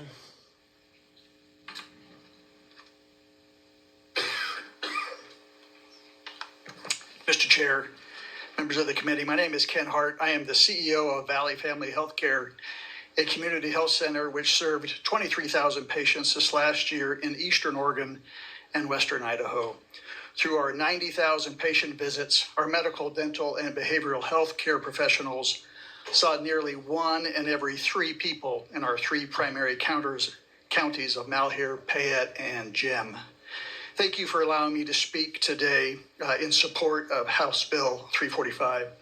Our patients in Eastern Oregon Valley Family have been part of a coordinated care organization, which is a form of a managed care organization, as is called for in this legislation. The Eastern Oregon Coordinated Care Organization covers over 50,000 square miles and 70,000 lives, and has been, in my opinion, a great success in taking care of our patients and being a good steward of taxpayer dollars. 2 indicators of that success are we have maintained a goal of limiting annual increases in healthcare costs to 3.4% or lower each year in the past 10 years, compared to Idaho, which has been 4.2% through 2019, and the national average of 5.4%. Second, we have demonstrated improved quality outcome measures for our patients, including hypertension control, improved diabetes management. By improving healthcare outcomes for our patients, we have reduced the healthcare spend in Eastern Oregon and maintained cost increase goals of 3.4% or less. These successes have come about through a community-led model and a strong analytical backbone built by our managed care partner. We have a governance model built on transparency, collaboration, and with other medical providers, community health clinics, and hospitals. This healthcare model is providing a better product for our patients and taxpayers.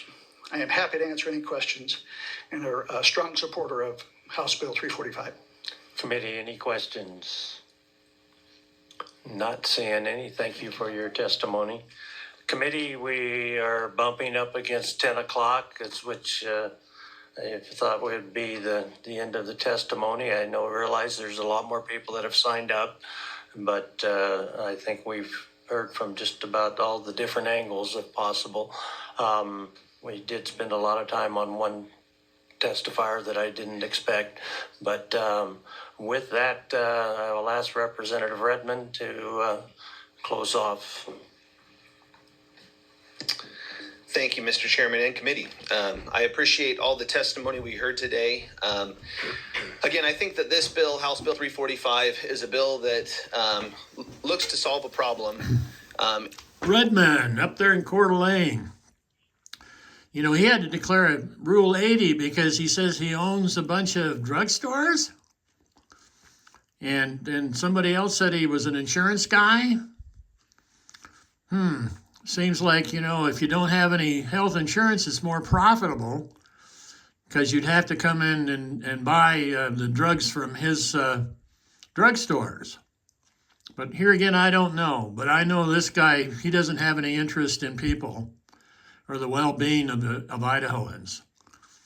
He's just, he ought to wear a $ on his shirt. And I'd like to remind the committee that, again, we are facing a over $5 billion budget that had an 11% increase. If we don't take any action, we are not doing what's best for the state. And so I would kindly ask that we send this bill to the floor with a do pass recommendation. Committee, Representative Levitt. Mr. Chairman, for a motion. Motion's in order. Mr. Chairman, I move that we send House Bill 345 to the floor with a do pass recommendation. Committee, we do have a motion to send House Bill 345 to the floor with the do pass recommendation. Any additional questions, comments? Bell. For a substitute motion, Mr. Chairman. Substitute motion's in order. I move that we hold House Bill 345 in committee. Committee, we have a substitute motion. Representative Kaler. Thank you, Mr. Chairman, for an alternate substitute motion, if I could speak to that motion. It's an amended substitute motion.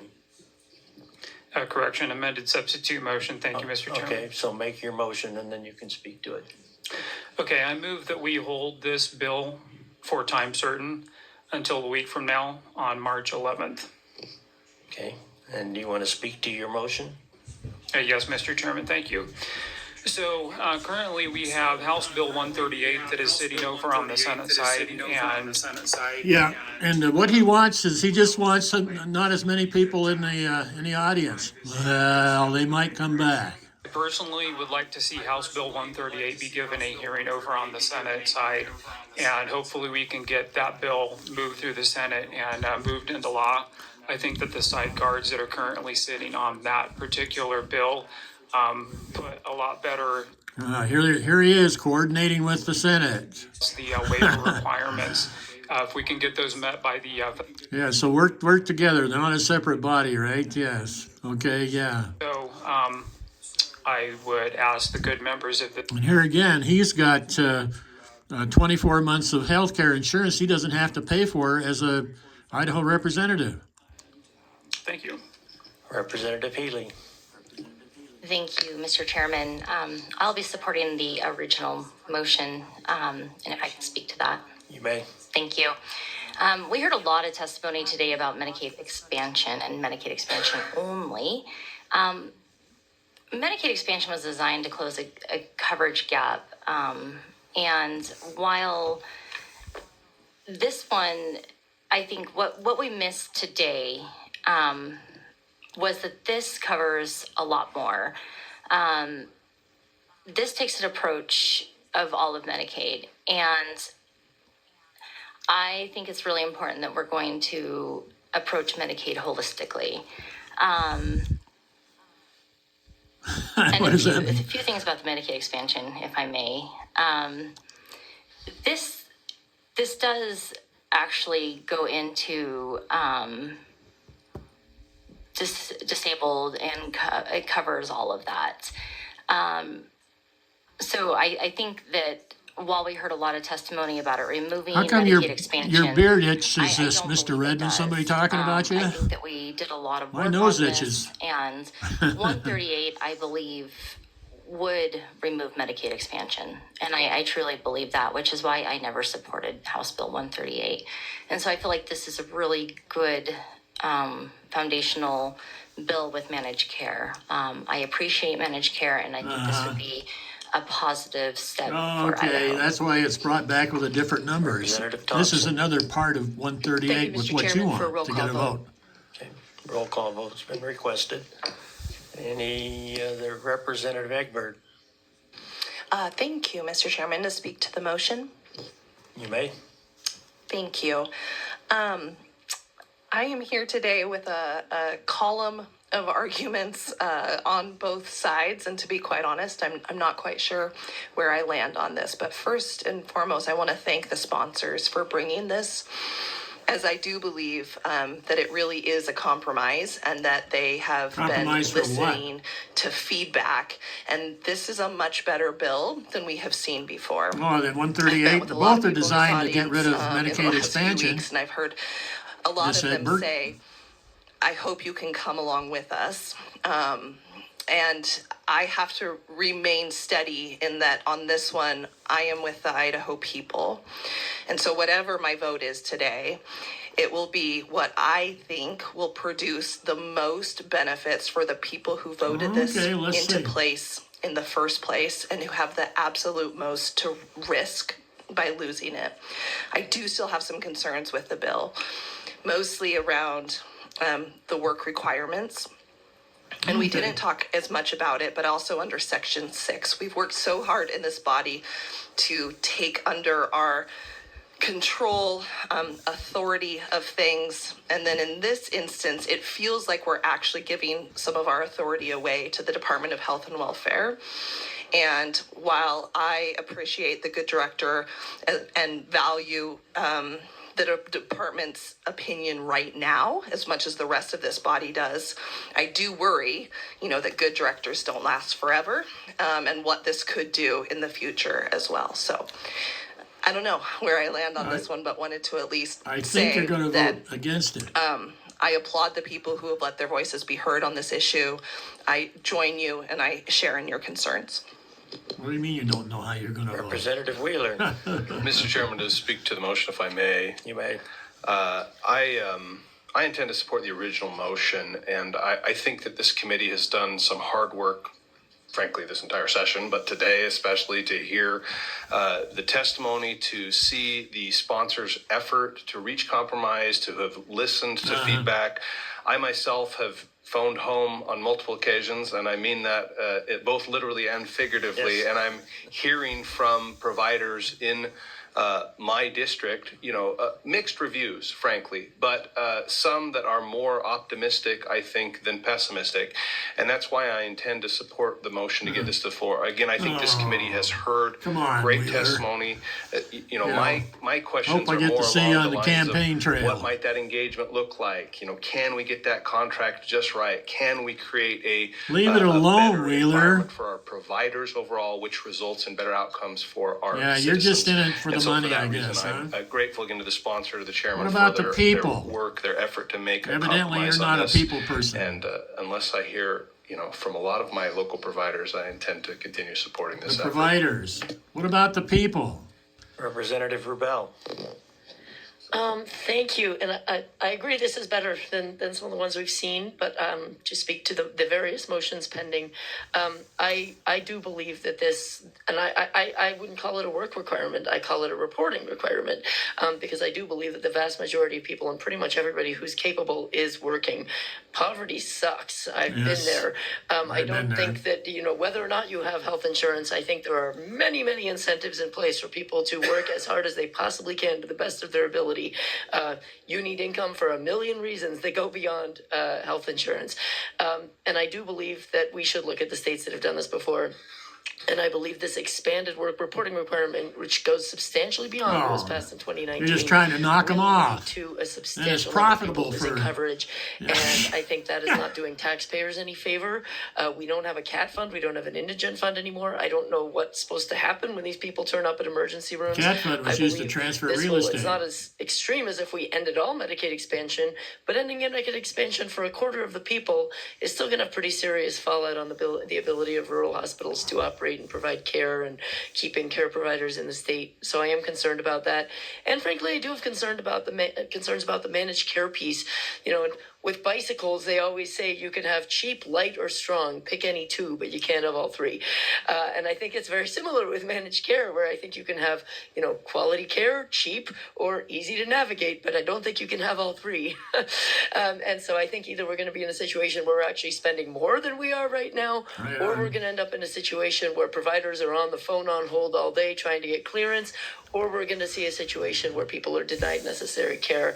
I don't know that we ever got to the bottom of finding a good solution to managed care. There was a huge amount of pushback. So for those reasons, I'm going to be voting to hold this in committee. Good on you. Committee, any other comments? The chair will make a few comments, having been involved in all of this from the very beginning. And I understand there's a lot of concerns about managed care. That's why we have a legislative oversight committee. I think we can learn from a lot of the other mistakes that other states have made, even in the work requirements. I think we can learn from what other states have, Are the you a mistakes doctor? they've made. And that's why we're going to keep a close. I've been frustrated for a long time with all the contracts. Yeah, that you kept it. You kept Medicaid expansion out of the state of Idaho for 6 years. And that if you sign a contract, you're About bound to the $4 billion or $2 billion, $400 million a If they year. don't provide, if they And the don't first follow 3 the years were contract, free. that there are penalties. You didn't pay There are anything. holdbacks or stuff like If that. it hadn't been because for the Citizens I've Initiative, seen it never too would have many came to times Idaho. where, when I first got here, we had a contract for Maybe you need to transportation for Medicaid, retire. and You ever think about the that? company was basically screwing everything up, and then they just walked away. It's like, wait a minute, you weren't providing. We paid you all that time. You didn't provide, and then you walk away. So I'm going to be very careful. I don't believe you, sir. I'm afraid I've created a lot more work for me, and that's my biggest I don't think fear, you work very because hard, it's at least supposed to be a help part-time people. job. But I think we really have to look over how these contracts are written. What are they required, and what are the responsibilities? What has this got to do with this? Does a lot more than what a lot of people may realize in trying to control the cost. Control the all the way cost. around, but That's also still baloney. provide The services. disability, and they don't, like my cousin, he passed away at 65. Had Medicaid expansion been in force, he'd still be alive today. Intention to make sure because he that could have we gone can to his kind of control doctor, the cost. and they would have done an The MRI to BCOs catch didn't that have blood anything clot. in the pharmaceutical area. This will, Well, the as we go pharmaceutical through area Medicaid, is- we will have some input Legislature into how we Representative control the Redmond pharmaceutical costs. has And those so stores, I I just guess. think this At least he was, declared Rule 80 I in think a this is previous a good compromise. debate on I the think floor. We tried to work with all those involved to try to put something together, realizing that this isn't the last input. Oh, yeah, This okay. isn't We've the heard that last before when comments. it comes to This taxes isn't with the oil. end of story. Uh-huh. As we move this In the forward, meantime, how many people I are think going to there's be going to be a lot more conversations with taken the off providers Medicaid and with the managed care expansion people that are involved because they in don't the- have a in those computer, contracts, or and, they're sick, I expect I'll be and they hearing didn't a get lot of that. didn't get the So notice in? With that, I will be supporting the original motion.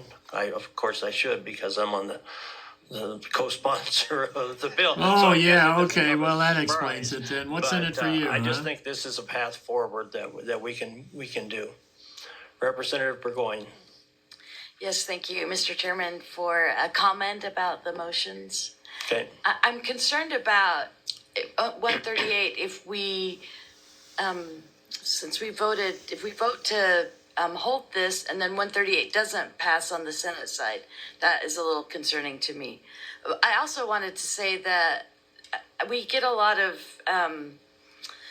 input from the people, and I appreciate that. I think everyone, all of us as representatives, we care deeply about the people. We really do care. Uh-huh. And we hear from the people, huh? and what I would want to say to them is that this is a runaway budget. And we heard from our chairman of JFAC saying this is not, her exact words were not sustainable. As constitutional legislators that have a duty to uphold the Constitution, Which we have one? a mandate for a balanced budget. So it's concerning to me Oh, that the we're going Idaho to say, yes, Constitution. we will give the people what they want at the expense of us not being able to perform. And that's our why job the way Idaho, that we are you're really supposed to supporting be, education. and that we are mandated It's to. So that 50th is really, to me, that is in the very nation critical. is the lowest And this funding also, per too, child. if it keeps going on the way it's going to Oh, come yeah, we at got, an just expense keeps of going on and possibly on. education, Yeah, money, transportation, not people. and public safety. But what you're not So looking these at are is all the things cost that to, as, to families. legislators, we When need somebody's sick in a to family really or consider. dies in a And family, my last point that's is, a heck of a Mr. heck of a Fredrickson from cost. District 29, which you mentioned, was They don't Pocatello, recover, which was my especially district. young And I families did with just children. want to go on record Well, even saying, older ones. Mr. Fredrickson and I have had many conversations. He's listed in my phone as a contact. I will reach out to him. I have reached out to him. He's a great guy. Thank you. Thank you. So you're going to vote for it? Committee, Yeah, any it sounds like other you're going to vote for it. comments? Not seeing any. The first motion we have, the go. amended substitute motion is to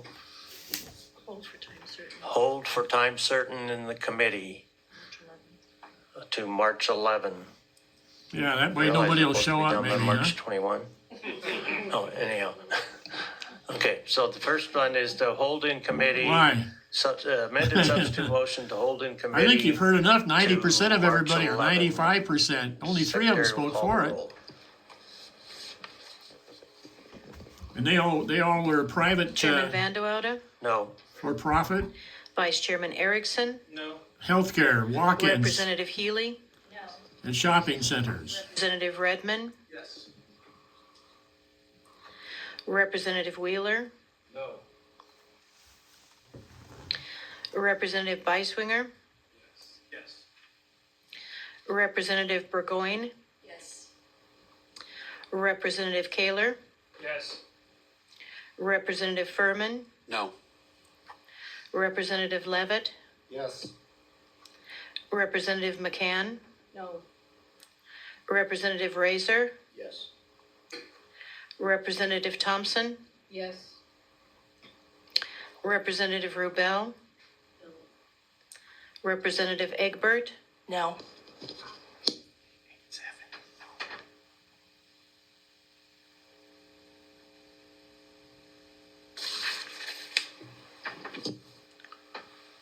Roll call shows 7 ayes, 8 nays. Motion has failed. Next up is motion to hold in committee. Secretary will call the roll. You want a roll call on that one too? Mr. Chairman, I'd like a roll call. Okay, roll call's been asked for.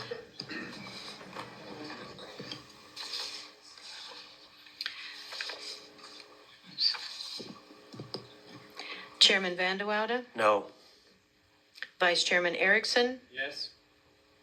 Representative Healy, Representative Redmond, Representative Wheeler, Representative Beiswinger, Representative Burgoyne, Representative Kaler, No. Representative Furman, No. Representative Levitt, No. Representative McCann, No. Representative Razor, Representative Thompson, No. Representative Rubel, Yes. Representative Egbert, Yes.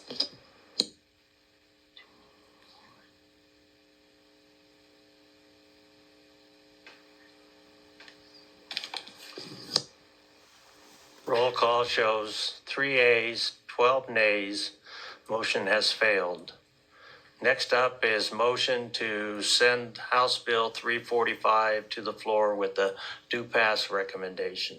Representative Kaler. I would request a roll call vote on this too, please, Mr. Chair. Roll call vote has been requested. We want to kill Medicaid expansion, don't we? Secretary will call the roll. Mr. Vander. Chairman Woude, Yes. Vander Woude. Vice Chairman Erickson, Yes. Representative Healy, Representative Redmond, Representative Wheeler, Yes. Representative Beiswinger, Representative Burgoyne, Representative Kaler, Yes. Representative Furman, Yes.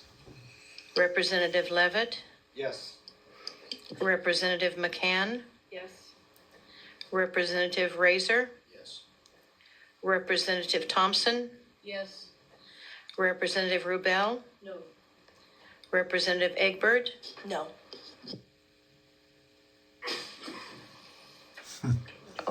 Party line vote. Republicans. Roll call shows 13 ayes, 2 nays. Motion passes. House Bill 345 is sent to the floor with a due pass recommendation.